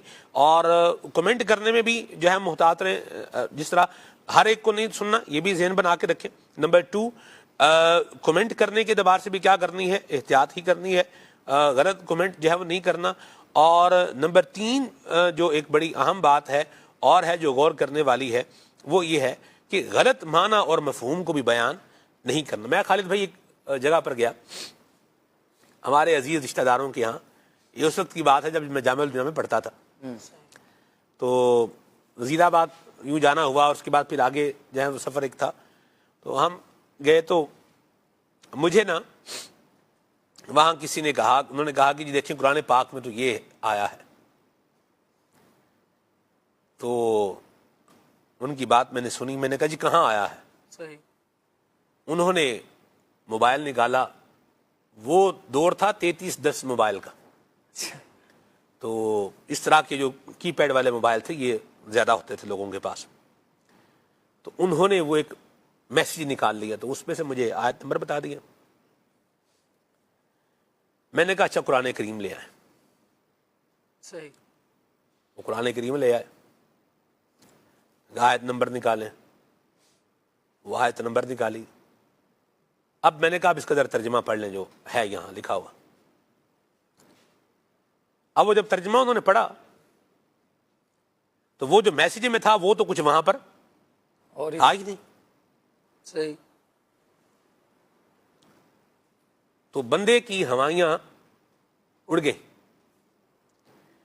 پھر انہوں نے ایک اور بات جو ہے وہ کہی، صحیح۔ اور انہوں نے کہا دیکھیں قرآن پاک میں تو یوں ہے۔ میں نے کہا کہاں ہے؟ تو پھر انہوں نے وہ میسیج ایک جو ہے وہ بتایا بھی سنا آیت، میں نے کہا نکال لیں۔ صحیح۔ وہ آیت نکالی، ترجمہ میں نے کہا پڑھ لیں، اس میں تو وہ کچھ تھا ہی نہیں۔ تو یوں بھی آپ دیکھیے کہ کتنے لوگ جری ہو گئے ہیں کہ قرآن کریم کے معنی اور مضمون اور مفہوم کو بیان کرنے میں بھی بالکل کوئی جسے یوں بولیں کہ خیال نہیں ہے کہ ہم کس سمت میں آگے بڑھتے جا رہے ہیں، اور اس کا نتیجہ آگے جا کے کیا ہوگا۔ افطراء علی اللہ تو نہیں آ جائے گا کہ اللہ پہ جھوٹ باندھنے والوں میں تو کہیں ان بدبختوں میں تو ہم شامل نہ ہو جائیں۔ نعوذ باللہ۔ سلمان بھائی جو بات آپ اس سے پہلے ارشاد فرما رہے تھے نا کہ علماء جو ہوتے ہیں نا وہ محتاط ہوتے ہیں، ایسا ہی ان کے محتاط ہونے کا سبب بھی علم ہی ہوتا ہے۔ دیکھیے باؤنڈریز کا خیال وہ رکھے گا جسے باؤنڈریز پتہ ہوں گی، واہ، جسے باؤنڈریز نظر آئیں گی۔ جی۔ جس کو پتہ ہی نہیں ہے، جو روڈز پر بس دوڑتا ہی چلا جا رہا ہے، اس کو پتہ ہی نہیں ہے کہ ریڈ لائٹ کا مطلب کیا ہے، گرین لائٹ کا مطلب کیا ہے، یلو لائٹ کیوں روشن کی جا رہی ہے۔ جب اسے پتہ ہی نہیں ہوگا تو وہ کہے گا کہ یار لائٹس تو ہیں ساری، ضروری تھوڑی ہے کہ ریڈ پر ہی رکا جائے، ہماری مرضی ہے ہم گرین پر رکیں گے۔ تو پھر ایسا بندہ جو چیزوں کو دیکھ کر بھی نیگلیکٹ کر رہا ہوگا، وہ کیا کرے گا؟ وہ پھر خود ہی حادثے کا شکار ہوگا۔ ایسے ہی جب ہم قرآن و حدیث کی بات کرتے ہیں اور پھر وہ ضروری علم دین دامن میں نہیں ہوتا، وہ ضروری علم دین پلے نہیں ہوتا جو ہونا چاہیے، تو ہوتا کیا ہے کہ کہیں کی بات اٹھائیں گے کہیں لگا دیں گے۔ آپ دیکھیے کہ مطلب بڑی قرآن مجید کے تراجم کے حوالے سے بھی جو غلطیاں سامنے آتی ہیں کہ غلطی کرنے والوں نے غلطی کی اور نتیجہ یہاں تک نکالا کہ نعوذ باللہ اللہ تبارک و تعالیٰ کو جھوٹ بولنے والا لکھا گیا، بتایا گیا۔ اچھا، استدلال کہاں سے کیا جا رہا ہے؟ وہ آیت قرآنی سے کیا جا رہا ہے کیوں بھائی؟ کیونکہ اللہ تبارک و تعالی ہر چیز پر قادر ہے. اب اگر ضروری علم دین بندے کے پاس ہوگا تو وہ قدرت کو جانے گا, وہ صفات ثبوتیہ کو بھی جانے گا, صفات سلبیہ کو بھی جانے گا. کون سی چیز اللہ تبارک و تعالی کی ذات کے لیے ممکن ہے اور کون سی محال ہے, یہ ضروری علم دین ہے. اور ہو سکتا ہے کہ مدنی چینل کے ناظرین کو یہ جو بات میں نے جو پوائنٹ ابھی ریز کیا ہے شاید کچھ گاڑا لگ رہا ہو اور اتنی آسانی سے سمجھ نہ آ رہا ہو. دیکھیے یہ ایک بات ہے نا, یہ اتنی آسانی سے اگر سمجھ نہیں آئی تو اس کی ڈیپتھ, اس کی ڈیٹیل جو ہے وہ باقاعدہ پھر سننے اور سمجھنے سے تعلق رکھتی ہے. علم کلام کے اندر جو مشکل بحث ہیں ان میں سے ایک بحث یہ صفات باری تعالیٰ کی بحث ہے. بالکل, صفات ایجابیہ بھی ہیں, صفات سلبیہ بھی ہیں. کون سی صفات ہیں جن کو اللہ پاک کے لیے ثابت ماننا ہے اور کن کو نہیں ماننا, یہ سب ہمیں دین اسلام کی روشنی میں بیان کر دیا گیا ہے. لیکن بس ہمارا حال کیا ہے, ہم تو کم از کم ایک کام کریں, بہار شریعت کا پہلا حصہ جو ہے نا وہ عقائد کے باب میں اس کو پڑھ لیں. توحید باری اللہ تعالیٰ کی ذات و صفات کے بارے میں ہمارا کیا عقیدہ ہونا چاہیے. تو یہ بیس بنیاد بڑی خوبصورت, بڑی اعلیٰ, بڑی عمدہ جو ہے وہ بیان کی گئی ہے. اس کے اوپر جو ہے وہ کاربند رہیں اور علم حاصل کرتے ہوئے اپنی زندگی گزاریں گے تو انشاءاللہ الکریم علم کے بہت سارے دروازے انشاءاللہ کھلتے. اس مشورے کے ساتھ یہ بات بھی ایڈ کر دیں کہ اگر بہار شریعت کا پہلا حصہ پڑھنا ہے تو آسان ہو جائے, سمجھ مزید اچھا ہے, تو اس کے لیے ہمارے مکتبۃ المدینہ کی جو بہار شریعت ہے اس کو آپ پڑھیں گے تو انشاءاللہ زیادہ سمجھ جائیں گے اور آسانی ہوگی پڑھنے میں, کیونکہ اس میں نیچے اس کے کچھ چیزوں کی وضاحت کی گئی ہے. کوئی مشکل بات ہے تو اس کو وضاحت کر کے اس کو بیان بھی کیا گیا ہے, اس لیے اس کا مشورہ دے دیں, پڑھیں گے تو فائدہ ملے گا انشاءاللہ. جی خالد بھائی. انشاءاللہ.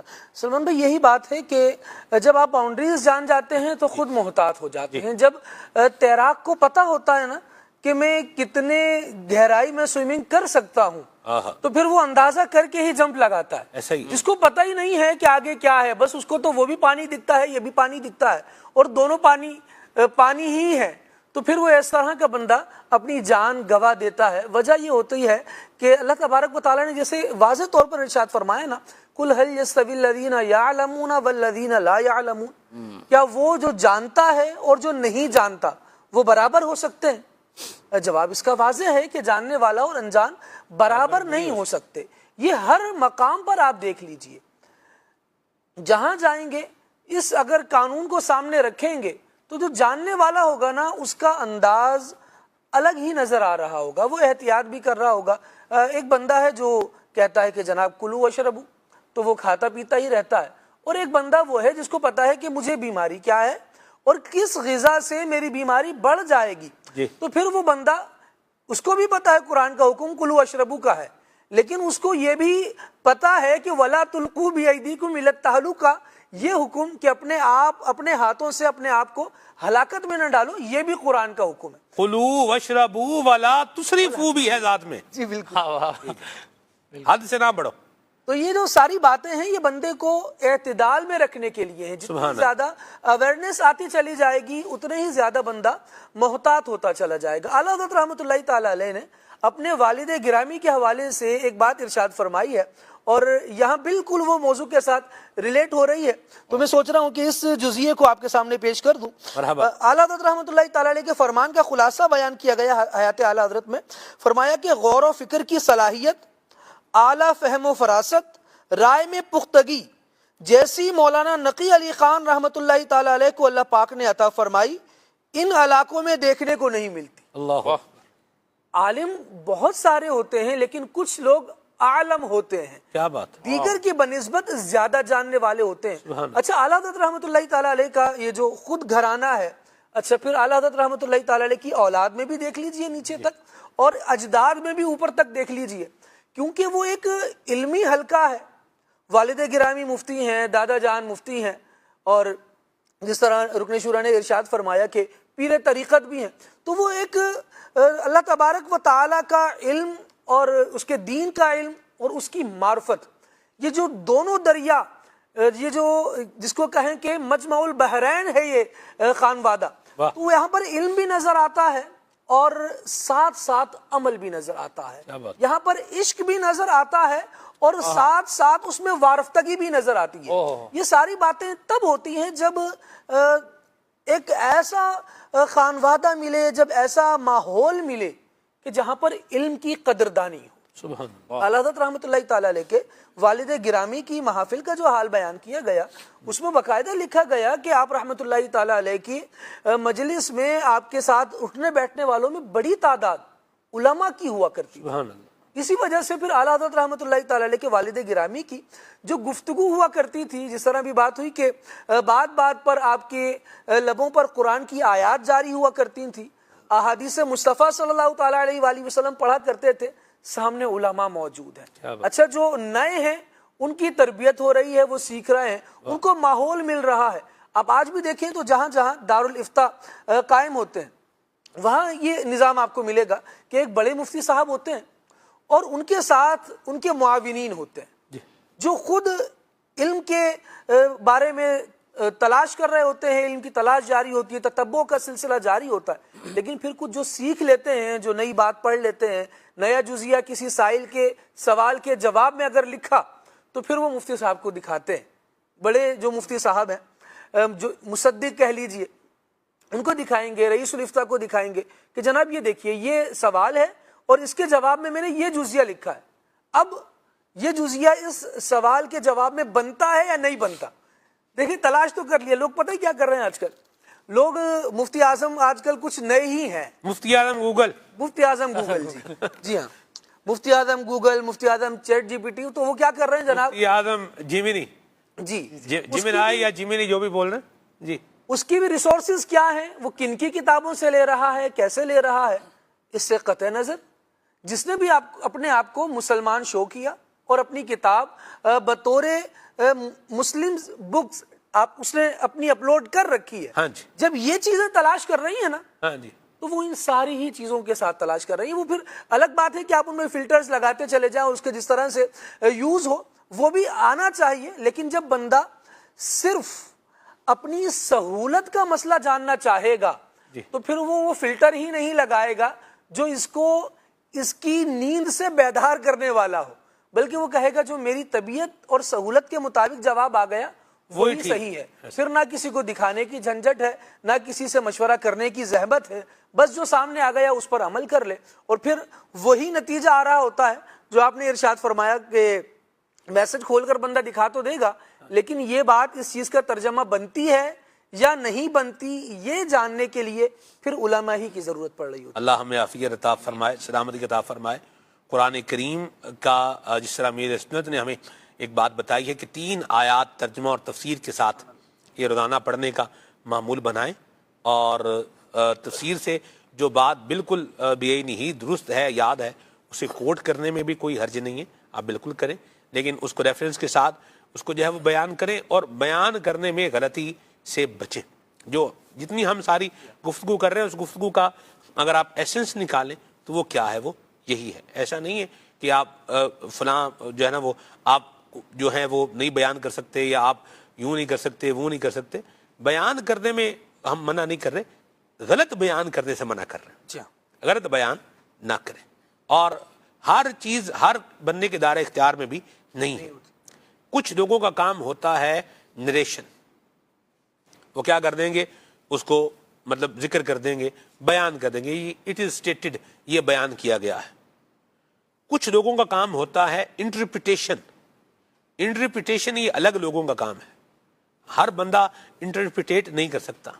میں بڑی ایک موٹی سی مثال لے کر کے بات کہتا ہوں. لا ہے نا، لا کو ہر بندہ انٹرپریٹیٹ نہیں کر سکتا.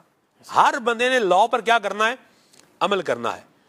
لا کو اس کی لیجسلیشن کرنے والے الگ، ان کا کرائٹیریا ہے، اور پھر اس لیجسلیشن کی یا اس لا کی کیا انٹرپریٹیشن ہے اس کو کرنے والے کیا ہیں، الگ، اور وہ بھی ایک مخصوص جو ہے وہ تعداد کے اندر ہی ہیں. اور باقی لوگوں کا کیا ہوتا ہے، ٹو ایکٹ اپون، اس پر کیا کرنا ہے، عمل کرنا ہے. تو یہ دنیا کا اصول قانون ہے، ہر جگہ پر ہی لاگو ہے.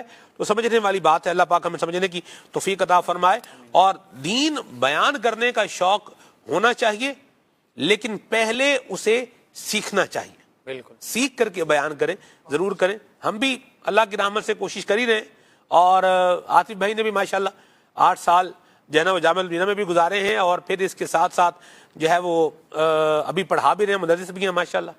کون کون سے درجے کو پڑھا رہے ہیں عاطف بھائی؟ لوگ تو جو عالم کورس کے ابتدائی 5 درجات ہوتے ہیں جی ان میں جو ہے وہ تدریس کا سلسلہ ہے۔ ماشاءاللہ، کیا کیا پڑھا رہے ہیں؟ کچھ فقہ کی کتب ہیں اور کچھ سیرت کی کتابیں ہیں اور کچھ فنی میں کتابیں۔ کیا کیا پڑھا رہے ہیں؟ جیسے فقہ میں کنز الدقائق ہے، واہ واہ واہ واہ، اور فقہ متون یعنی کنز الدقائق میں آج بھی وہ حج والا نصاب ہی ہے؟ جی جی بالکل، آج بھی ہائے۔ اور تازہ حج کا نصاب پڑھ رہے ہیں، اور ایک لطف ہی اس کا اپنا الگ ہے۔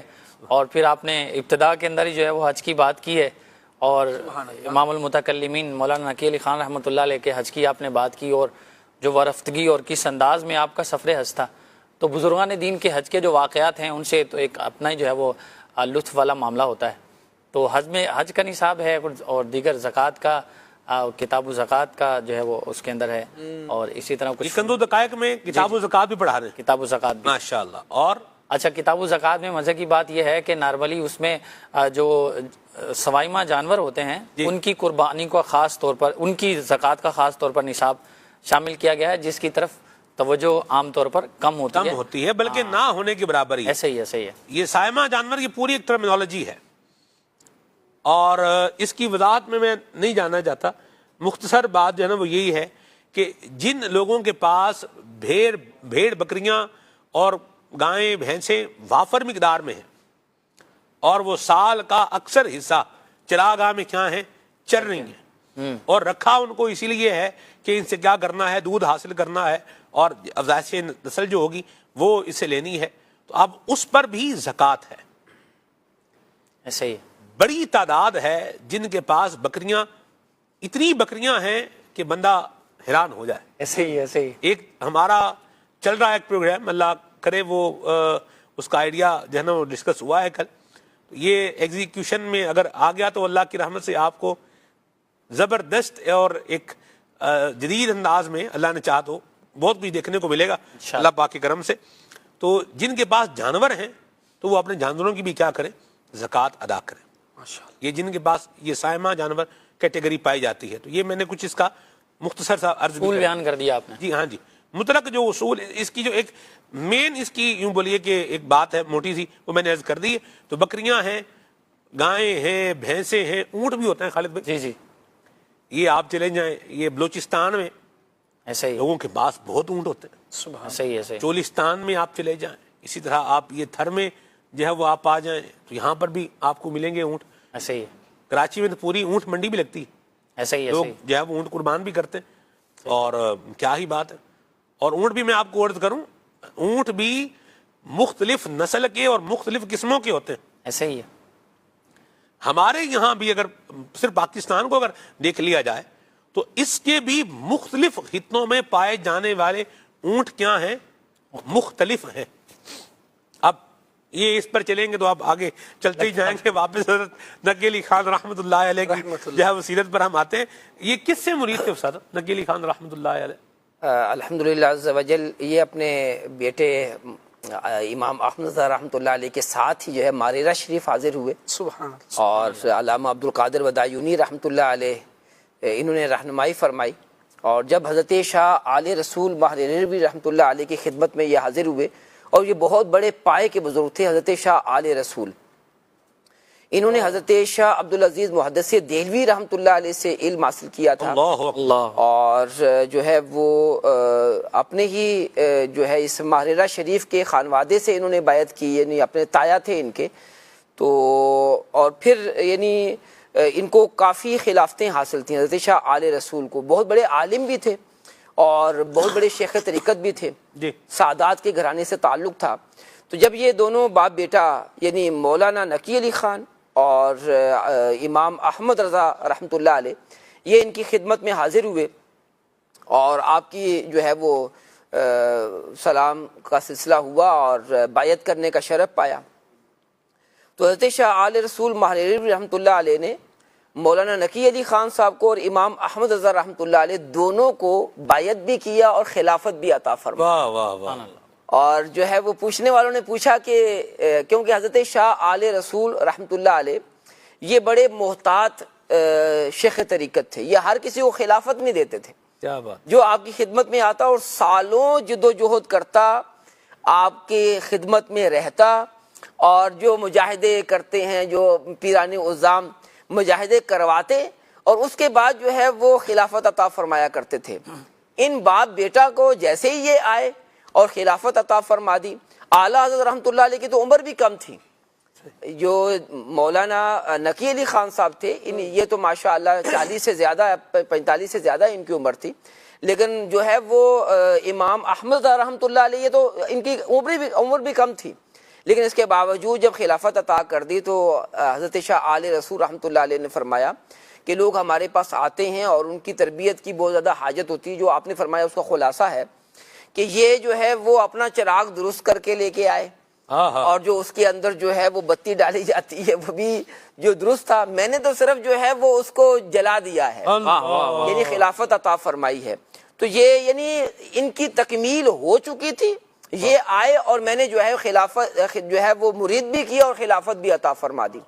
تو یہ آپ یوں سمجھیے کہ ان کی دونوں ہستیوں کی تربیت تو جو ہے وہ مولانا رضا علی خان رحمۃ اللہ علیہ نے کی تھی، انہی کے گھرانے میں جو ہے وہ یہ پیدا ہوئے، اور جو ان کے مولانا نقی علی خان صاحب کے دادا تھے جو حافظ کاظم علی رحمۃ اللہ علیہ حافظ بھی تھے، اور ماشاءاللہ ان کو اپنے جو ہے والد جو ہے مولانا محمد اعظم خان ان کی صحبت نصیب ہوئی تھی جو با کرامت ولی اللہ تھے۔ کیا بات! تو ان کی جو ہے وہ تربیت جو ہے وہ انہوں نے مولانا حافظ کاظم علی صاحب کی تربیت کی، حافظ کاظم علی صاحب نے جو ہے وہ رضا علی ان کی جو ہے وہ تربیت کی، اور انہوں نے مولانا نقی علی خان کی تربیت کی، اور اعلیٰ حضرت امام احمد رضا رحمۃ اللہ علیہ تو وہ ہستی ہیں کہ جن کی دو حضرات نے تربیت کی، یعنی آپ کے دادا نے بھی کی ہے، آپ کے والد نے بھی کی ہے۔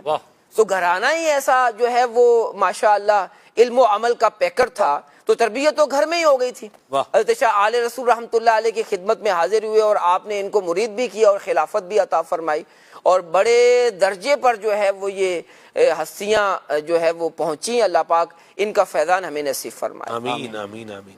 ایک اور بات جو یہاں سیکھنے کو ملتی ہے وہ یہ ہے کہ اگر کسی کو کوئی مقام مل رہا ہو تو ہمیں اس کے لیے دعا گو رہنا چاہیے، حسد نہیں کرنا چاہیے۔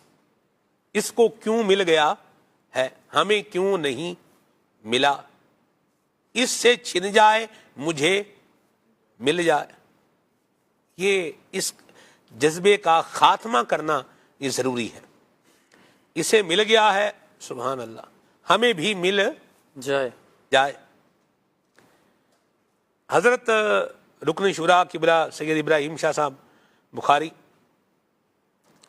آپ ذوق کی کیفیت میں تھے، اور وہ ہے نا کلام پڑھتے ہیں ان میں اشعار ہوتے ہیں، مختلف کیفیات کا اظہار ہوتا ہے، بھئی تم چلو نہ چلو میں چلا انہوں نے کہا بھئی کیوں وہ کیوں نہ جائے، بھئی تم بھی چلو اور میں بھی چلا۔ سبحان اللہ، کیا بات ہے جی، یہ بھی ایک کیفیت والی بات ہے، ون ون سچویشن یہ ہو جائے، یہ بھی اپنے ہمیں زندگی کے اندر چیز ایڈ کرنی ہے، آپس میں ایک دوسرے سے حسد نہ کیا جائے۔ خالد بھائی بالکل جی، حسد سے فائدہ کیا ہے؟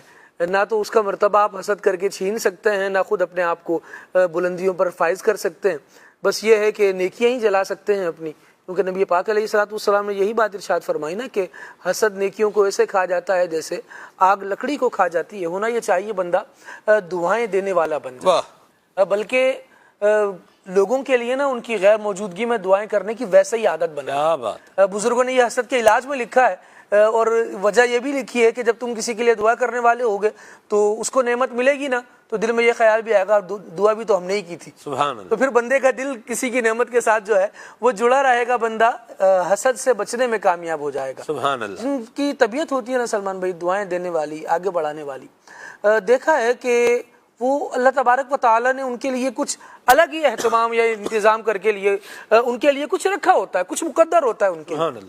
اللہ تبارک و تعالیٰ جس کو جیسے چاہے نوازے، کسی کی نعمت دیکھ کر جو جلتا ہے نا جی اس کو ہم نے پھولتا پھلتا نہیں دیکھا۔ شاید زندگی کا آپ کے پاس بھی اس طرح کے تجربے ہوں کہ جلنے والا بیچارہ وہ کڑتا ہی رہتا ہے، وہ الگ ہی خانہ بدوش ٹائپ کا ہو کر رہ جاتا ہے۔ لیکن جو آپ دیکھیں خالد بھائی، وہ میں آ گیا بیچ میں، ٹرک ہے نا ان کے پیچھے جملے لکھے ہوتے ہیں، ٹرک ہیں، رکشے ہیں، ان کے پیچھے جملے لکھے ہوتے ہیں، جلنے والے کا منہ کالا جی دیکھیں صاحب، ایک اور بات بھی ہوتی ہے نا، محنت کر حسد نہ کر۔ حسد نہ کر۔ واہ واہ، تو حسد جو ہے یہ اگر ہم کوئی کسی کا مرتبہ دیکھتے ہیں، ایک اور بات بھی ہے، ایک تو یہ ہے کہ ہمیں محنت کرنی چاہیے، جی بہت جب ہم محنت کریں گے، حسد نہیں کریں گے، تو انشاءاللہ العزیز اس محنت کا ثمر بھی پائیں گے۔ کیا بات۔ اور ایک اور اہم بات جو حسد کی کاٹ کرنے والی ہے کہ یہ چیز، حسد ایک ایسی چیز ہے کہ جو پیدا کی نہیں جاتا، یعنی حسد جو ہے وہ اپنے اندر جو ہے پیدا کیا نہیں جاتا، بلکہ یہ ہو جاتا ہے۔ ہو جاتا ہے۔ تو اس کا حل یہ ہے کہ اللہ کی تقسیم پر بندے کو راضی رہنا چاہیے، ہاں ہاں ہاں، کہ اللہ پاک نے جس کو جو دیا ہے، رب نے دیا ہے نا، نسبت یہ نہ دیکھے کہ اس کو کیا ملا ہے، یہ دیکھے کہ اس کو دینے والا کون ہے۔ کہ جب ہمارے ذہن میں یہ ہوگا کہ اس کو رب دینے والا ہے۔ اب جو ہے عدنان بھائی ہیں، عدنان بھائی ماشاءاللہ خوش الہان نعت خوان ہے، اب میں ان سے حسد کروں کہ جناب ان کی جو ہے وہ اتنی اچھی یہ نعت کیوں پڑھتے ہیں، تو مجھے دعا کرنی چاہیے نا عدنان بھائی کی، اور پھر جو ہے وہ عدنان بھائی کے لیے میں دعا کروں گا، جیسے خالد بھائی نے مشورہ دیا، اچھا مشورہ دیا ہے کہ کسی کی نعمت کو دیکھیں تو آپ دعا کریں، اور جو ہے ضروری نہیں ہے کہ یہ چیز مجھے بھی حاصل ہو جائے۔ اب اللہ پاک کی تقسیم ہے، ان کو خوش الہان نعت خوان بنایا ہے، اب میں کہوں کہ میں بھی خوش الہان نعت خوان بن جاؤں، تو اب بننے سے تو رہا، تو جب میں نہیں بن سکتا تو میں ان کے لیے دعا کروں گا، اور اللہ پاک کی تقسیم پر راضی رہوں گا کہ ماشاءاللہ اللہ پاک نے انہیں جو ہے وہ یہ خوش الہانی عطا فرمائی۔ تو یہ میں یہ جو گفتگو کر رہا ہوں عدنان بھائی کے بارے میں، ان کا نام آیا، یہ سمجھانے کے لیے ہے کہ اللہ پاک نے لوگوں کو مختلف نعمتیں عطا فرمائی، کسی کو کچھ ملا ہے، کسی کو کچھ ملا ہے، اس میں احساس کمتری بھی اپنے اندر نہیں پیدا کرنا چاہیے کہ میرے اندر یہ نہیں ہے، بھئی آپ کے اندر یہ نہیں ہے، دوسری خصوصیت موجود ہے۔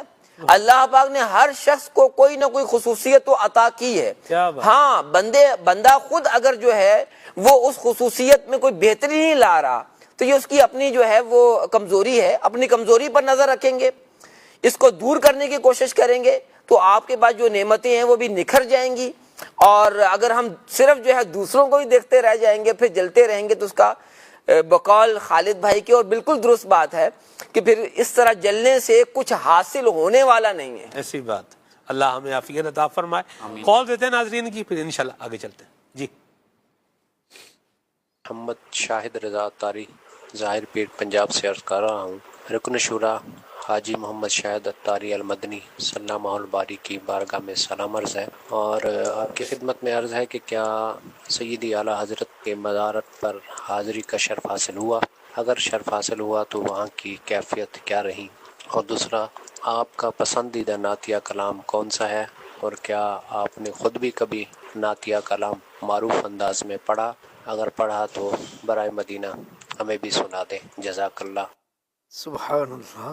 سب سے پہلے انہوں نے کہا کہ بریلی شریف آپ کی حاضری ہوئی ہے مزار اعلیٰ حضرت پر، تو تصور میں تو کئی مرتبہ حاضری کا شرف پایا ہے، اور جہاں پر مولانا نقی علی خان رحمۃ اللہ علیہ کا مزار ہے، یہ سول لائن قبرستان ہے، وہاں پر ہے، یہ کتابوں میں ہی پڑھا ہے، تو اس طرح جو ہے وہ کئی دفعہ تصور میں اور تصویریں بھی مل جاتی ہیں، تو الحمدللہ عز و جل یوں تو شرف حاصل ہوا ہے۔ خواہش ضرور ہے کہ اعلیٰ حضرت رحمۃ اللہ علیہ کے دربار پر انوار پر آپ کے والد صاحب کے، آپ کے دادا حضور کے دربار پر حاضری کا شرف حاصل ہو جائے، اور یہ سعادت مندی کی بات ہے کہ بندہ جو ہے وہ ان پاک ہستیوں کے مزارات پر حاضر ہوتا ہے۔ میں اپنے بچپن کی ایک بات بتاتا ہوں کہ ہمارے والد صاحب جو ہیں وہ حضرت داتا گنج بخش سید علی حجویری رحمۃ اللہ علیہ کے مزار پر انوار پر جایا کرتے تھے، اور آپ کا معمول تھا کہ ہر جمعرات کو جاتے تھے۔ کیا بات۔ تو ہمیں بھی جو ہے وہ ساتھ جانے کا شرف حاصل ہوتا تھا، تو دربار شریف پر تو حاضری ہوتی ہی تھی، تو اس کے ساتھ ساتھ جو ہے وہ پچھلی مرتبہ پچھلے جمعے پہ جو ہے وہ ذکر ہوا حضرت شاہ ابو الحسنات سید محمد احمد قادری رحمۃ اللہ علیہ، تو ہم ان کے مزار پر بھی جو ہے وہ حاضری دیتے تھے، اور ان کا جو کتبہ لکھا ہوا تھا، اور ہمیں جانتے نہیں تھے کہ یہ کتنی بڑی ہستی ہیں، بس وہ کتبہ پڑھا کرتے تھے، اور پھر جب واپسی جب ہوا کرتی تھی تو ساتھ ہی جب داتا گنج بخش رحمۃ اللہ علیہ کے مزار پر انوار سے باہر نکلیں تو وہاں پر ایک برکاتی مسجد آتی ہے، تو وہاں پر جو ہے وہ ہمارے والد صاحب بعض دفعہ مغرب کی نماز وہاں پڑھتے تھے۔ عصر کی نماز تو داتا حضور کے جو ہے مسجد وہاں پڑھتے تھے، اور نماز مغرب جو ہے بعض دفعہ جو ہے برکاتی مسجد میں پڑھتے تھے، کیونکہ نماز مغرب کے فوراً بعد ہی جو ہے ہمیں گاڑی جو ٹرانسپورٹ ہوتی ہے وہ گاڑی ہمیں نماز مغرب کے بعد ہی ملا کرتی تھی، اس کے وہ آخری گاڑی ہوتی تھی، اس کے بعد اس زمانے میں جو ہے وہ گاڑی نہیں ہوتی تھی، اس لیے جو ہے وہ تھوڑا باہر نکل کر نماز مغرب برکاتی مسجد میں پڑھتے تھے۔ اور جب ہم وضو خانے پر جب وضو کیا کرتے تو سامنے حضرت شاہ البرکات سید احمد قادری رحمۃ اللہ علیہ کا مزار، یعنی ان کے جو ہے چھوٹے بھائی شاہ الحسنات سید محمد احمد قادری رحمۃ اللہ علیہ کے چھوٹے بھائی سید احمد قادری رحمۃ اللہ علیہ کا مزار جو ہے وہ برکاتی مسجد کے وہاں سے جو ہے وہ نظر آتا تھا، کھڑکی سی ہوتی تھی۔ تو الحمدللہ عز و جل بچپن سے ہی جو ہے وہ ان دونوں ہستیوں کے مزار پر جو ہے وہ حاضری کا شرف حاصل ہوا۔ اس زمانے میں معلوم نہیں تھا کہ یہ دونوں ہستیاں اعلیٰ حضرت رحمۃ اللہ علیہ کے جو ہے وہ شاگرد بھی ہیں اور خلیفہ بھی ہیں، لیکن بعد میں جب جو ہے سن شعور کو آپ پہنچا تو الحمدللہ عز و جل ان کے بارے میں معلومات بھی ہوئی، اور رب کی رحمت سے ان دونوں ہستیوں پر جو ہے وہ لکھنے کا موقع بھی جو ہے وہ حاصل ہوا۔ تو مزارات پر حاضری کا شرف پانا یہ بہت سعادت کی بات ہے، یہ خود بھی جو ہے وہ بزرگان دین کے مزارات پر حاضری دینی چاہیے، اور اپنے بچوں کو بھی لے جانا چاہیے کہ جب جو ہے بچپن میں ہی جب آدمی جو ہے وہ ان ہستیوں کے مزارات پر حاضری کا شرف پاتا ہے، پھر آئندہ آنے والی زندگی میں جو ہے ان کی برکات نصیب ہوتی ہیں۔ سبحان اللہ۔ اور باقی جو ہے وہ نعت کون سی پسند ہے اور نعت پڑھنی چاہیے تو یہ پھر انشاءاللہ پھر کسی اور موقع پر عرض کروں۔ نعت لکھنے کا بھی سوال تھا، یہ آپ نے کبھی لکھی بھی ہے نعت؟ جی لکھنے کا تو ایسا موقع نہیں آیا۔ اور بھی ایک بات اور بھی تھی، اگر کبھی آپ کو پسند ہے آپ نے پڑھی ہو تو سنا دیں۔ پڑھنے کا تو وہ تو بتا دیا، پھر جواب دوں گا۔ اور ایک اور بات بھی تھی اس میں، چلیں کلام پسند ہے آپ جی؟ اچھا یہ بھی تھا، ٹھیک ہے جی، کال لیتے ہیں۔ محمد ارسلان اتاری مدینہ الاولیاء ملتان شریف سے بات کر رہا ہوں۔ بولے صلی اللہ کہتے کہتے میں آج کا موضوع بھی بہت ہی پیارا ہے۔ سلمان بھائی آپ سے عرض ہے کہ آپ علامہ جامی کے موضوع پر بھی گفتگو فرمائیں، اور عدنان بھائی سے عرض ہے آپ یہ والا کلام سنا دیں، تنم فرسودہ جام پارا۔ مرحبا، ماشاءاللہ، بہت پیارا مشورہ دیا آپ نے، بالکل پروگرام کریں گے جی۔ جی میں علی بات کر رہا ہوں پیر محل سے، تو آپ یہ کلام سنا دیں ہمیں، وہی شہر محبت یہاں مصطفیٰ ہے، وہی گھر بسانے کو جی چاہتا ہے۔ بہت بہت مہربانی، شکریہ جناب۔ اللہ برکت دے آپ کو۔ میسیج بھی لیتا ہوں، مجھ کو درپیش ہے پھر مبارک سفر، کلام سنائے ملتان سے میسیج ہے۔ واہ سبحان اللہ۔ ابھی تو اے حسن قصد مدینہ نہیں رونا ہے یہی، اور میں کس بات، اے حسن قصد مدینہ نہیں رونا ہے یہی، اور کس بات کا میں آپ سے شکوا کرتا، بخت خفتار مجھے روزے پہ جانے نہ دیا، بخت خفتہ جلا ہوا بخت، بخت خفتہ نے مجھے روزے پہ جانے نہ دیا، چشم و دل سینے کلیجے سے لگانے نہ دیا۔ اللہ ہم سب کو ذوق والی اور شوق والی مکہ مدینے کی حاضری عطا فرمائے، اور حج مبرور کی سعادت بھی اللہ تعالیٰ اسی سال بھی اور زندگی میں ہر سال اللہ نصیب فرمائے، آمین۔ میسیج ہے جی، وزیر آباد سے میسیج ہے، اور اسماعیل پور گاؤں سے یہ میسیج ہے۔ ان کو جو ہے وہ کلام سننا ہے، اللہ برکت دے آپ کو، آباد رہیں۔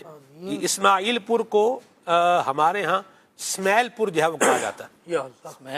ہاں یہ ہوتا ہے نا لوگوں، مطلب کچھ اوریجن ہیں وہاں، مطلب ایک تو گاؤں کا، جیسے ہمارے گاؤں کا جو نام ہے وہ ہے کرم آباد، اصل نام کیا ہے؟ کرم آباد، لیکن اس کو پنجابی میں کیسے بولتے ہیں؟ کرم آباد، ایسے ہی۔ تو یوں یہ ہوتا ہے بعض کا، ایک علاقہ ہے یہ تو اس طرف ہے اسماعیل پور جو ہے، یہ تو یعنی اگر میں عرض کروں آپ کو، وزیر آباد سے آپ نکلیں سیالکوٹ کی طرف جو ہے وہ جائیں تو اس میں بھی جو ہے نا وہ دو رستے پڑتے ہیں، ایک ہے ڈسکا روڈ والا اور ایک ہے سیالکوٹ روڈ والا۔ تو یہ اسماعیل پور جو ہے نا یہ اسی سمت میں دوسری اس طرف جو ہے وہ آتا ہے۔ بھارت چلیں بال کہاں آتا ہے یہ تو اب میں بتا بھی دوں گا کہاں آتا ہے، ناظرینوں کو پتہ چل جانا کدھر آتا ہے، تو اللہ عافیت عطا فرمائے۔ ایک اور ہے جو ہے پٹھان والی، یہ بھی ایک جو ہے نا وہ علاقے کا نام ہے۔ چلیں بھارت یہ سے وہ پرانی باتیں جو ہے وہ یاد آ گئی. آگے چلتے ہیں جی. کہہ رہے ہیں کہ جی تلاوت قرآن کی اپریسیشن کا میسیج ہے, جزاک اللہ خیرہ, بہت شکریہ جی. کلام سنا دیں, کیا بتاؤں کیا مدینہ ہے, اللہ برکت دے آپ کو. سن لو خدا کے واسطے اپنے گدا کی عرض, یہ کلام سنائیں. ٹھیک ہے, یہ عدنان بھائی جو ہے وہ کلام سنائیں, کعبہ دکھا دے مولا. ٹھیک ہے جی. علی شہزاد بھائی کو کلام سننا ہے, لو مدینے کی تجلی سے, جزاک اللہ خیرہ. کلام سنا دے المدد تاجدار مدینہ. خانپور سے جناب میسیج ہے, اے مور ٹھہر جا مدینے تے جا لواں کلام سنا. ٹھیک ہے جی. قسمت کے موضوع پر بات ہونی چاہیے, اس پر بات کی جائے, جزاک اللہ خیرہ. اور ساتھ میں ایک شعر بھی لکھا ہوا ہے میسیج میں, شعر پر میرا خیال ہے تبصرہ میں نہ ہی کروں تو بہتر ہے, آگے چلتے ہیں, کال لیتے ہیں. میرا نام محمد سلیم ہے, تو نہ سنا دیں گناہوں سے مجھ کو بچا میرے مولا, مجھے نیک انسان بنا میرے مولا. اللہ برکت دے آپ کو. جی میرا نام محمد اعظم اتاری ہے, میں پتوں کی پنجاب سے ہوں. ہم نے کلام مفتی احمد یار خان نعیمی رحمت اللہ تعالی علیہ سنا ہے, خاک مدینہ ہوتی میں خاک سار ہوتا. واہ بھائی واہ, ماشاء اللہ, کیا بات ہے جی. پتوں کی سے آپ نے جو ہے وہ کال بھی کیا, کیا پیارے کلام کی فرمائش کی ہے, یونیک فرمائش کی ہے, اللہ برکت دے آپ کو. سرگودا سے میسیج ہے, حاجیو آؤ شہنشاہ کا روزہ دیکھو کلام سنائیں. مرحبا, ایک اور کال لیتے ہیں. کراچی کے علاقے کریم آباد سے محمد شکیل ممن عرض کر رہا ہوں. اللہ تعالیٰ قبلہ امیر اہل سنت کا سایہ ہم سب پر دائم و قائم رکھیں, اور امیر اہل سنت کی عمر میں عمل میں ایمان بالخیر کے ساتھ برکت عطا فرمائے, اور آپ کے پروگرام کو دن 25ویں رات 26 تک عطا فرمائے. یہ کلام سنا دیجیے گا. میں مدینے چلا. اللہ برکت دے آپ کو. علی مغل صاحب ہیں جی, کشمیر مظفر آباد سے. واہ, تحصیل ہے ہٹیاں بالا, سبحان اللہ, اللہ برکت دے آپ کو جی. اور انہیں حمد جو ہے وہ سننی ہے, کلام ان کو سننا ہے, کعبے کی رونق کعبے کا منظر, اللہ اکبر اللہ اکبر. چلیے جی, عدنان بھائی سے کچھ کلام سنتے ہیں. صلو الحبیب صلی اللہ تعالی علی محمد صلی اللہ علیہ وسلم. کیا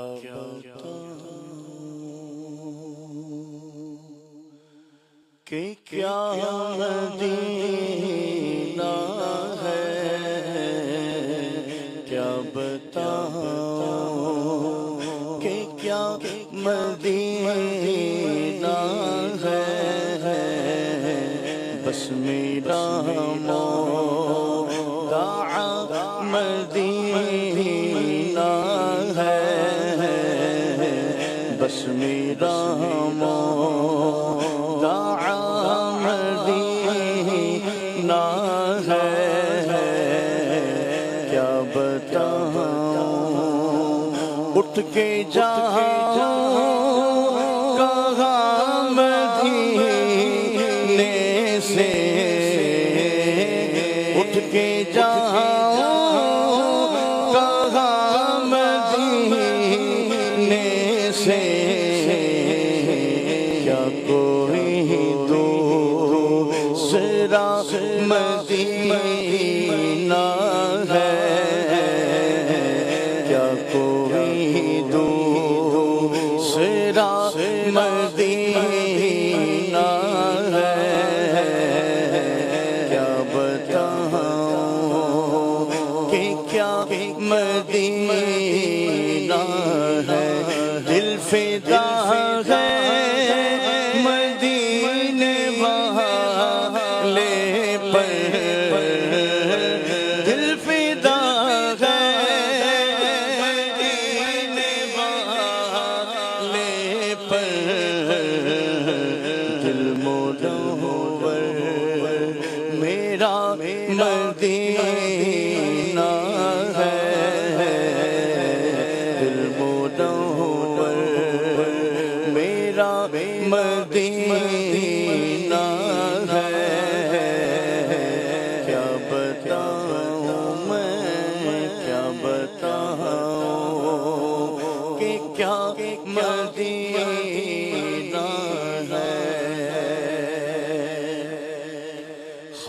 خاک مدینہ ہوتی، خاک مدینہ ہوتی، میں خاک سار ہوتا، خاک مدینہ ہوتی، میں خاک سار ہوتا، ہوتی رہے مدینہ میرا غبار ہوتا، ہوتی رہے مدینہ میرا غبار ہوتا۔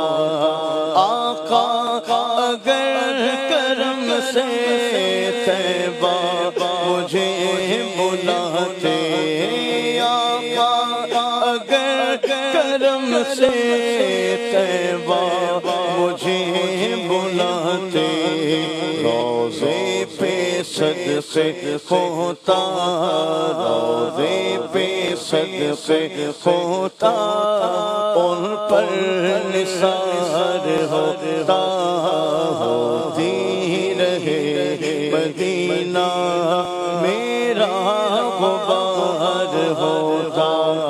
سالک ہوئے غم کے وہ بھی ہوئے ہمارے، سالک ہوئے غم کے وہ بھی ہوئے ہمارے، دل مضطرب کو لیکن، دل مضطرب کو لیکن نہیں اعتبار ہوتا، خاک مدینہ ہوتی، میں خاک سار ہوتا، ہوتی رہے مدینہ میرا غبار ہوتا۔ تنم فرسودہ جا پارا ہجرا یا رسول اللہ، تنم فرسودہ جا پارا ہجرا یا رسول اللہ، دلم دلم بجبردہ دلم دلم پجمردہ وارا، دلم پجمردہ وارا، زی سیاہ یا رسول اللہ، تنم فرسودہ شاہ پارا، زی ہجرا یا رسول اللہ، جو سوے مرگزر آری من مسکیز ناداری، جو سوے مرگزر آری، جو سوے مرگزر آری بنے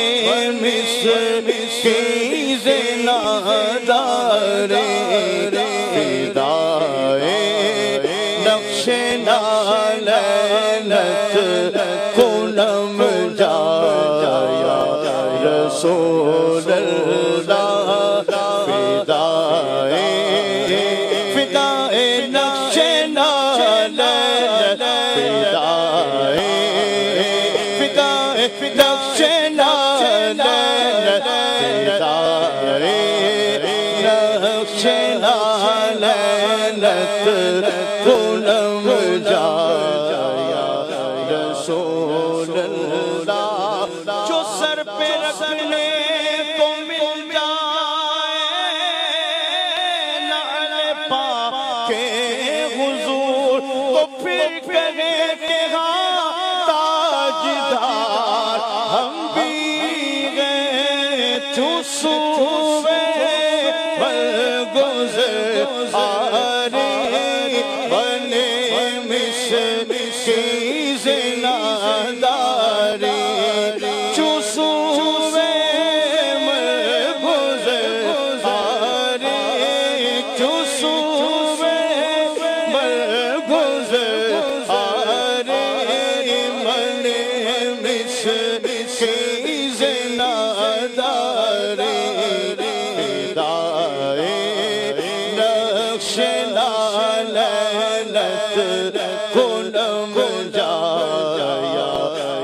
رسول اللہ فدائے نقش لعنت کنم جایا رسول اللہ تنم فرسودہ جہاں پارا سے ہجرا رسول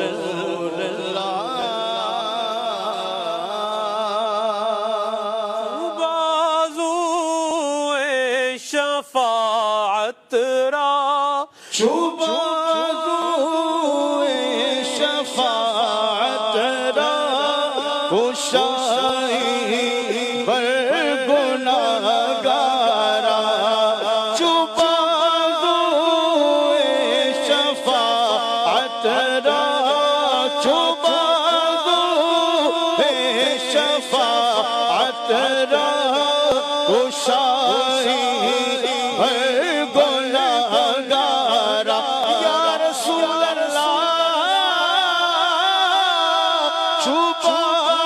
بازوئے شفاعت را کشائی بر گناہگارا کل بحروں میں جان میرا درایا رسول اللہ کل بحروں میں جان میرا درایا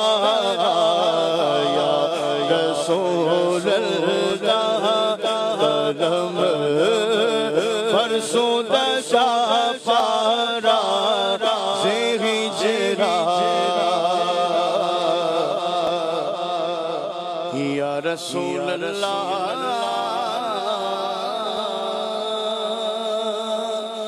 وہ شہر محبت جہاں مصطفیٰ ہے وہی گھر بسانے کو جی چاہتا ہے وہ شہر محبت جہاں مصطفیٰ ہے وہی گھر بسانے کو جی چاہتا ہے وہ سونے سے کنکر وہ چاندی سی مٹی نظر میں بسانے کو جی چاہتا ہے وہ سونے سے کنکر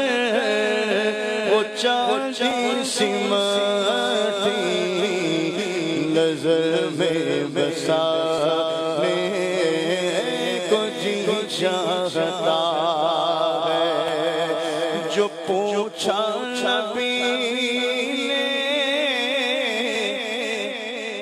کہ کچھ گھر بھی چھوڑا تو صدیق اکبر کے ہونٹوں پہ آیا وہاں مال و دولت کی کیا ہے حقیقت جہاں جا لٹانے کو جی چاہتا ہے وہاں مال و دولت کی کیا ہے حقیقت جہاں جا لٹانے کو جی چاہتا ہے وہ شہر محبت جہاں مصطفیٰ ہے وہی گھر بسانے کو جی چاہتا مرحبا میسیج ہے عدنان شیخ بھائی نے ایک سوال ہے عدنان شیخ بھائی نے کبھی حاجی مشتاق کے ساتھ کلام پڑھا رحمت اللہ تعالی علیہ؟ जी पढ़ा है। पढ़ा है? कौन सा कलाम पढ़ा था और कहाँ पढ़ा था? आराम बाग में जब हाजी मुश्ताक अली रहमा महफिल हुई थी ना, तो वहाँ पर जब कलाम पढ़ा था, खाक मुझ में कमाल रखा है, मुस्तफ़ा ने हो जाए संभाला। वो शायर इसके भी हो जाए, क्या बात है।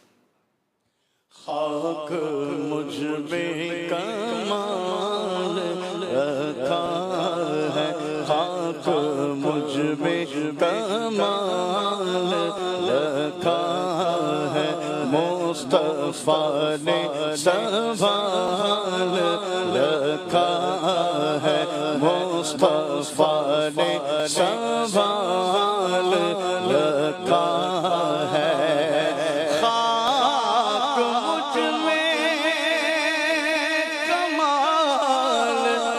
रखा है खाक मुझ में कमाल रखा है, मुस्तफ़ा ने संभाल रखा है, मुस्तफ़ा ने संभाल रखा है। और मेरे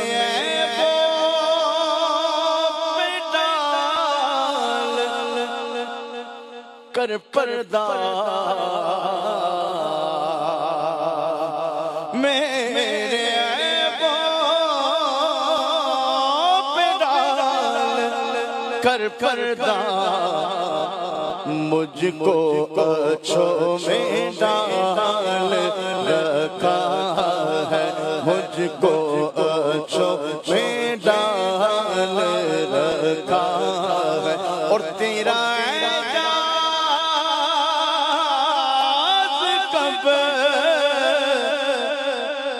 कमर जाता, तेरा एजाज़ कब कमर जाता, आका तेरे टुकड़ों ने पाल रखा है, तेरे टुकड़ों ने पाल रखा है, मुस्तफ़ा ने संभाल रखा है, मुस्तफ़ा ने संभाल रखा है। इमाम अहले सुन्नत फरमाते हैं, सुभान अल्लाह, क्या खूब आका करीम की बारगाह में अर्ज करते हैं कि बेहुनर व बेतमीज़ किसको हुए हैं अजीज, एक तुम्हारे सिवा तुम पे करोड़ों दुरूद, और गंदे निकम्मे कमीन महंगे हों कोड़ी के तीन, कौन हमें पालता तुम पे करोड़ों दुरूद, और हमने खता में न की तुमने अता में न की, कोई कमी सरबरा तुम पे करोड़ों दुरूद। अल्लाह नबी पाक साहिब लौलाक सल्लल्लाहु तआला अलैहि व आलिहि वसल्लम के मज़ार फ़ायज़ुल अनवार पर अपनी करोड़ हा करोड़ अरबों खरबों रहमतों का नुज़ूल फरमाए, और नबी पाक सल्लल्लाहु अलैहि वसल्लम की निगाह इनायत अल्लाह हम सबको नसीब फरमाए। क़िबला निगाह शुरा का एक वीडियो पैकेज हम आपको दिखाने जा रहे हैं, आइए देखिए। एक मर्तबा एक शख्स अपने बेटे को साथ लेकर मुसलमानों के दूसरे खलीफा हजरत सैयदना उमर फारूक आजम रज़ी अल्लाह ताला अन्हु की खिदमत में हाजिर हुआ और अर्ज करने लगा, अमीरुल मोमिनीन, ये मेरा बेटा मेरी बहुत नाफरमानी करता है। ये सुनकर फारूक आजम रज़ी अल्लाह ताला अन्हु को जलाल आ गया। आपने उस लड़के को डांटते हुए फरमाया, क्या तुम अल्लाह पाक से नहीं डरते? जो तुम अपने बाप की नाफरमानी कर रहे हो, तुम्हें रब से डर नहीं लगता? वालिद के इतने सारे हुकूक हैं। ये कहते हुए आपने वालिद के कई हुकूक गिनवा दिए, और है बाप के बहुत हुकूक है। वालिदैन के हुकूक से कौन इनकार कर सकता है? हो ही नहीं सकता कि माँ बाप के हुकूक का कोई ऐसे इनकार कर दे। वाज़ेह हुकूक है, यानी बिल्कुल crystal clear rights of parents नजर आ रहा होता है कि जो हमारे खुद दुनिया में आने का सबब बने, जिनका वजूद हमारे दुनिया में आने का सबब बना। कुरान में ماں باپ کے فضائل موجود ہیں، حدیث میں ماں باپ کے فضائل موجود ہیں، صحابہ کرام علیہم رضوان کی سیرتیں ماں باپ کے تعلق سے، ان کے والدین کے حقوق کے تعلق سے ہمارے سامنے موجود ہیں. ہم مطالعہ کر سکتے ہیں، پڑھ سکتے ہیں، سنتے ہیں، سمجھتے ہیں. ماں باپ کے حقوق کا کون انکار کرے گا؟ تو سید عمر فاروق اعظم رضی اللہ تعالیٰ عنہ نے والد کے حقوق بیان کرنے شروع کیے. اب جو بیٹا تھا وہ خاموشی کے ساتھ امیر المومنین کی نصیحتیں سن رہا تھا. پھر عرض کیا، اے امیر المومنین، والدین کے حقوق تو ہیں، کیا اولاد کے بھی کچھ حقوق ہیں؟ یہ بیٹے نے سیدنا امیر المومنین عمر فاروق اعظم رضی اللہ تعالی عنہ سے عرض کیا کہ حضور، ماں باپ کے حقوق آپ نے بیان کیے، کیا والدین پر بھی اولاد کے حقوق ہیں؟ یہ اس سے سوال کھڑا کر دیا. امیر المومنین سیدنا عمر فاروق اعظم رضی اللہ تعالی عنہ نے فرمایا، ہاں بالکل والد پر حق ہے اچھے اخلاق والی عورت سے شادی کرے تاکہ اولاد کو ماں کے سبب شرمندگی نہ ہو. جب اولاد نصیب ہو تو اس کا اچھا نام رکھے اور اسے قرآن مجید کی تعلیم دلوائے، کتاب اللہ کی اس کو تعلیم دلوائے. بیٹے نے عرض کی، امیر المومنین، میرے والد یہ تینوں کام نہیں کیے. انہوں نے میرا نام جعلا، ضدی، جھگڑالو رکھا. یعنی جعلا کے معنی ضدی، جھگڑالو بنتے ہیں. اور مجھے قرآن کریم کی ایک آیت بھی نہیں سکھائی. اب حضرت سیدنا عمر فاروق اعظم رضی اللہ تعالی عنہ والد کی طرف متوجہ ہوئے اور فرمایا، تم کہتے ہو کہ بیٹا نافرمان ہے، حالانکہ پہلے نافرمانی تو تم نے کی ہے. اٹھو اور مجھ سے دور ہو جاؤ.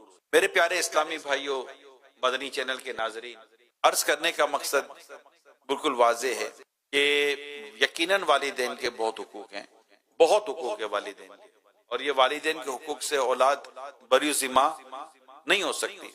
حتیٰ کہ ماں باپ اولاد کا حق ادا کریں یا نہ کریں، اولاد کے تعلق سے وہ کتنی ہی کوتاہی کا شکار ہو جائیں، لیکن اس کو یوں کہہ سکتے ہیں آپ کہ اگر ماں باپ نے اولاد کے حق میں رب کی نافرمانی کی ہے یا شریعت پر عمل نہیں کر سکے، تو مگر اولاد کو اس بات کی اجازت نہیں ہے کہ وہ اب ماں باپ کی نافرمانی کر کر اللہ کی نافرمانی کرے، یا ماں باپ کی نافرمانی کر کر اپنے لیے جہنم کی آگ کو جمع کرے. یہ اولاد کو اجازت نہیں دی جائے گی. اس نے اپنے ماں باپ کے حق ادا کرنے ہی کرنے ہیں، کیونکہ اس کی اپنی قبر ہے، ماں باپ کی اپنی قبر ہے، اور اس سے اس کے ماں باپ کے بارے میں پوچھا جائے گا. تو اولاد نے تو ماں باپ کی جو اطاعت، فرما برداری، حسن سلوک جو ہے وہ کرنا ہے، لیکن اس کی کچھ وجوہات بھی میں بیان کروں گا. وہ غلطیاں جو اس وقت والدین کر رہے ہیں، اگر آج وہ نوجوان یا وہ شخص جس کی شادی نہیں وہ سن رہا ہے، تو اس کا آج یہ مائنڈ بنا ہوا ہونا چاہیے کہ اگر میری شادی ہو تو مجھے یہ سارے چیزیں فالو کرنی. اولاد کا حق ایسا ہے کہ باپ نے شادی نہیں کی مگر اولاد کا حق شروع ہو چکا. یہ بات بڑی کلیئر ہے، سمجھنے کی کوشش کیجئے گا. ابھی اولاد ہوئی نہیں، اولاد ہوگی، اولاد بڑی ہوگی، اس اسٹیج پر، اس مقام پر پہنچے گی کہ شریعت اس پر ماں باپ کے حق لازم کرتی ہے. ٹیک ٹائم، اس کو ایک وقت لگتا ہے. پیدا ہوتے اس پر ماں باپ کے حق نہیں آ جاتے، ابھی تو بچہ ہے. مگر اولاد ایک ایسا مطلب کہ ٹاپک ہے کہ ابھی اولاد ہوئی نہیں ہے، ایون کہ شادی تک نہیں ہوئی ہے، مگر مرد پر اولاد کا حق آ چکا ہوتا ہے، اور وہ پہلا حق یہ ہے کہ وہ نیک عورت سے شادی کرے. یہ اولاد کا حق ہے.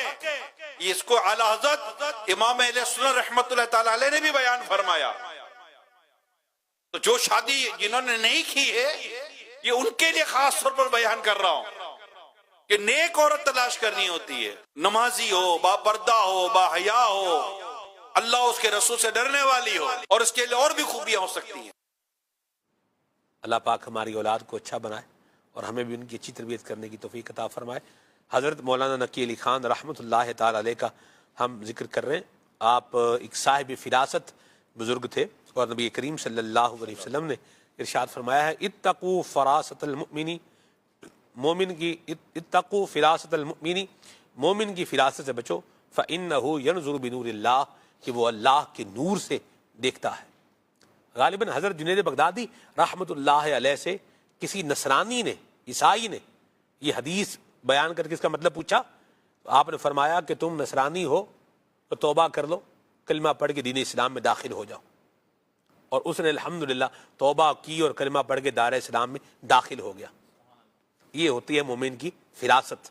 سبحان اللہ۔ کیا فرمائیں گے حضرت نقی علی خان رحمۃ اللہ تعالی علیہ کی مبارک ذات کے حوالے سے؟ سبحان اللہ۔ مولانا نقی علی خان رحمۃ اللہ تعالی علیہ کو جو اللہ پاک نے اوصاف حمیدہ عطا فرمائے تھے، علم تو آپ کا تھا جس پر گفتگو بھی ہو گئی، اور علم کے ساتھ ساتھ ادب جو اس خاندان میں ملتا ہے اس کی مثال نہیں ہے۔ علم بھی ہو، ادب بھی ہو، پھر اس ادب کے ساتھ نبی پاک علیہ الصلوۃ والسلام کے عشق میں ورفتگی بھی ہو، تو پھر اللہ رب العزت جو ہے وہ زبان میں بھی تاثیر رکھتا ہے، ان کے کلام میں بھی تاثیر رکھتا ہے، تحریروں میں بھی گفتگو تاثیر ہو جاتی ہے۔ کیا بات۔ تو آپ رحمۃ اللہ تعالی علیہ جہاں اتنے بڑے عالم تھے، استاد تھے، محدث تھے، اپنے زمانے کے علماء میں بلند مقام والے تھے، وہاں صاحب بصیرت بھی تھے۔ اللہ رب العزت نے آپ کی زبان میں تاثیر بھی رکھی تھی، اور لوگ آپ اپنی مشکلوں کو حل کرانے کے لیے حضرت کی بارگاہ میں آیا بھی کرتے تھے۔ آپ کی سیرت میں ایک واقعہ ملتا ہے کہ بریلی شریف میں آپ کی حیات طیبہ میں قحط ہو گیا، بارش نہیں ہو رہی، اب وہ ہر طرف خشکی ہے، پانی کی کمی ہے، اور بڑی آزمائش والا معاملہ ہے، اور ایسا معاملہ بھی ہے کہ لوگ جو ہے وہ بڑے جو ہے وہ تنگ ہو چکے ہیں اس معاملے سے۔ تو اب پہلے کے لوگوں کا انداز بھی کیا ہوتا تھا، جو اللہ والے تھے اپنی مشکلیں لے کر ان کے پاس آیا کرتے تھے کہ یہ اللہ کے نیک بندے ہیں، اللہ سے دعا کریں گے، اللہ پاک ان کے وسیلے سے ہماری مشکل کو حل کر دے گا۔ اور یہ الحمدللہ اہل سنت کا عقیدہ بھی ہے کہ اللہ پاک اپنے نیک بندوں کے وسیلے سے، ان کے ذریعے سے، ان کے واسطے سے اللہ پاک مشکلیں حل بھی فرماتا ہے۔ تو حضرت امام مولانا نقی علی خان رحمۃ اللہ تعالی علیہ کے پاس ایک لوگوں کی بڑی تعداد آئی اور کہا حضرت معاملہ ہے کہ بارش نہیں ہو رہی، قحط سالی ہے، آپ اللہ سے دعا کر دیں۔ آپ نے فرمایا چلو میرے ساتھ۔ آپ رحمۃ اللہ تعالیٰ علیہ سب کو لے کر نکلے، اور اب معاملہ یہ تھا کہ آپ کبھی پیدل جو ہے وہ گھر سے باہر اتنا ایسے نکلے نہیں تھے۔ اب جب پیدل گھر سے باہر نکلے تو لوگوں کو تعجب ہوا کہ آج خیریت ہو، حضرت پیدل چل رہے ہیں اور لوگ بھی آپ کے ساتھ ہیں اور روڈ پر پیدل چل رہے ہیں آپ۔ تو پتہ یہ چلا کہ معاملہ یہ ہے کہ بارش ہونے رہی، حضرت دعا کے لیے جو ہے وہ نکل لیں۔ اب جیسے لوگوں کو پتہ چلا تو اور لوگ آپ کے ساتھ بڑھنے لگے۔ تو رستے میں ایک غیر مسلم نے آپ کو تانا مارا، کہا مولوی صاحب بارش ہوئی تو پھر واپس آئیے گا، ویسے نہیں آئیے گا۔ اب بظاہر تو یہ بڑا ٹونٹ مارنے والا اور ایک طنزیہ جملہ تھا، لیکن آپ نے صبر کیا اور آگے بڑھ گئے۔ تو عیدگاہ تھی جہاں لوگ نماز عید کی ادا کرتے تھے، وہاں پہلے سے بھی لوگ کچھ جمع ہو گئے کہ حضرت تشریف لا رہے ہیں۔ تو آپ وہاں گئے، نماز استسقاء ادا کی، جو بارش طلب کرنے کے لیے نماز جو ہے وہ ادا کی جاتی ہے۔ پھر اس کے بعد اللہ کی بارگاہ میں گڑ گڑا کر اور عاجزانہ اور بڑی ایک جو سمجھیے کہ لجاجت کے ساتھ ایک دعا کی جاتی ہے، تو اس کے لیے آپ نے ہاتھ اٹھائے، اللہ کی بارگاہ میں بارش کے لیے دعا کی۔ سیرت کی کتاب میں لکھا ہے کہ آپ رحمۃ اللہ تعالی علیہ ابھی دعا میں ہی مشغول تھے، آسمان پر بادل چھٹے اور بادل ایسے امڑ آئے کہ اتنی موسلا دار بارش ہوئی کہ وہ جو دعا میں شامل لوگ تھے ان کا گھروں میں جانا مشکل ہو گیا، اتنی تیز بارش ہوئی۔ اور اللہ پاک نے آپ کی اس دعا کی برکت سے بارش بھی نازل فرمائی، اور وہ جو قحط کا معاملہ تھا اللہ کی رحمت سے وہ بھی دور ہو گیا۔ تو یہ ایک واقعہ پورا ہمارے لیے گویا کہ سمجھیے کہ ایک مسلمان کے عقیدے کو بھی ظاہر کرتا ہے، اور اس میں اللہ کے نیک بندے جو ہیں ان کا اللہ کی بارگاہ میں مقام کیا ہے اس کا بھی ظہور ہے۔ اور پھر اس کے ساتھ ساتھ کوئی مشکل آئے، حاجت روا مشکل آ جائے، مصیبت آ جائے، تو اس کے لیے اللہ کی بارگاہ میں لجاجت کے ساتھ، عاجزی کے ساتھ رجوع کرنا چاہیے، تو اللہ رب العزت وہ مشکل کو ضرور دور فرماتا ہے۔ اور اگر اس کا کوئی نیک بندہ اور خاص بندہ جو ہے اس مصیبت کے وقت اس لجاجت میں، اس دعا میں شامل ہو جائے، تو اللہ پاک اس کی برکت سے جلد اس دعا کو بھی قبول فرما لیتا ہے۔ اللہ کریم ہمیں عافیت اور سلامتیاں نصیب فرمائے، اور ہمیں اللہ کریم علم بھی عطا فرمائے، اس پہ عمل کی دولت بھی عطا فرمائے، اور خاندان اعلیٰ حضرت امام اہل سنت امام احمد رضا خان رحمۃ اللہ علیہ کا فیضان ہمیں بھی اور ہماری آل اولاد کو بھی نصیب فرمایا، آمین۔ سبحانک اللہم و بحمدک، اشہد ان لا الہ الا انت، استغفرک و اتوب الیک۔ صلاۃ و سلام پڑھتے ہیں۔ یا نبی سلام علیکہ، یا رسول سلام علیکہ یا حبیب سلام علیکہ صلوات اللہ علیکہ یا نبی سلام علیکہ یا رسول سلام علیکہ طلع البدر علینا من ثنیۃ الوداع وجب شکر علینا وجب شکر علینا ما دعا للہ داع یا نبی سلام علیکہ یا رسول سلام سلام ہو ذکر رب کا صبح ایسے گو شروع اپنی خدا رہے راضی ہے یہ آرزو اپنی کھلے آنکھ صلی اللہ کہتے کہتے کھلے آنکھ صلی اللہ کہتے کہتے ہیر ایمان و یقین کی سچی ہے تعبیر یہ دین متی کی ہے اس سے تشہیر ایمان و یقین کی مدنی چینل مدنی چینل مدنی چینل مدنی چینل مدنی چینل مدنی چینل جو دور ہے ان کو خدا سے یہ ملاتا ہے جو دور ہے ان کو خدا سے یہ ملاتا ہے جو پاس ہے یہ ان کی نزدیکی بڑھاتا ہے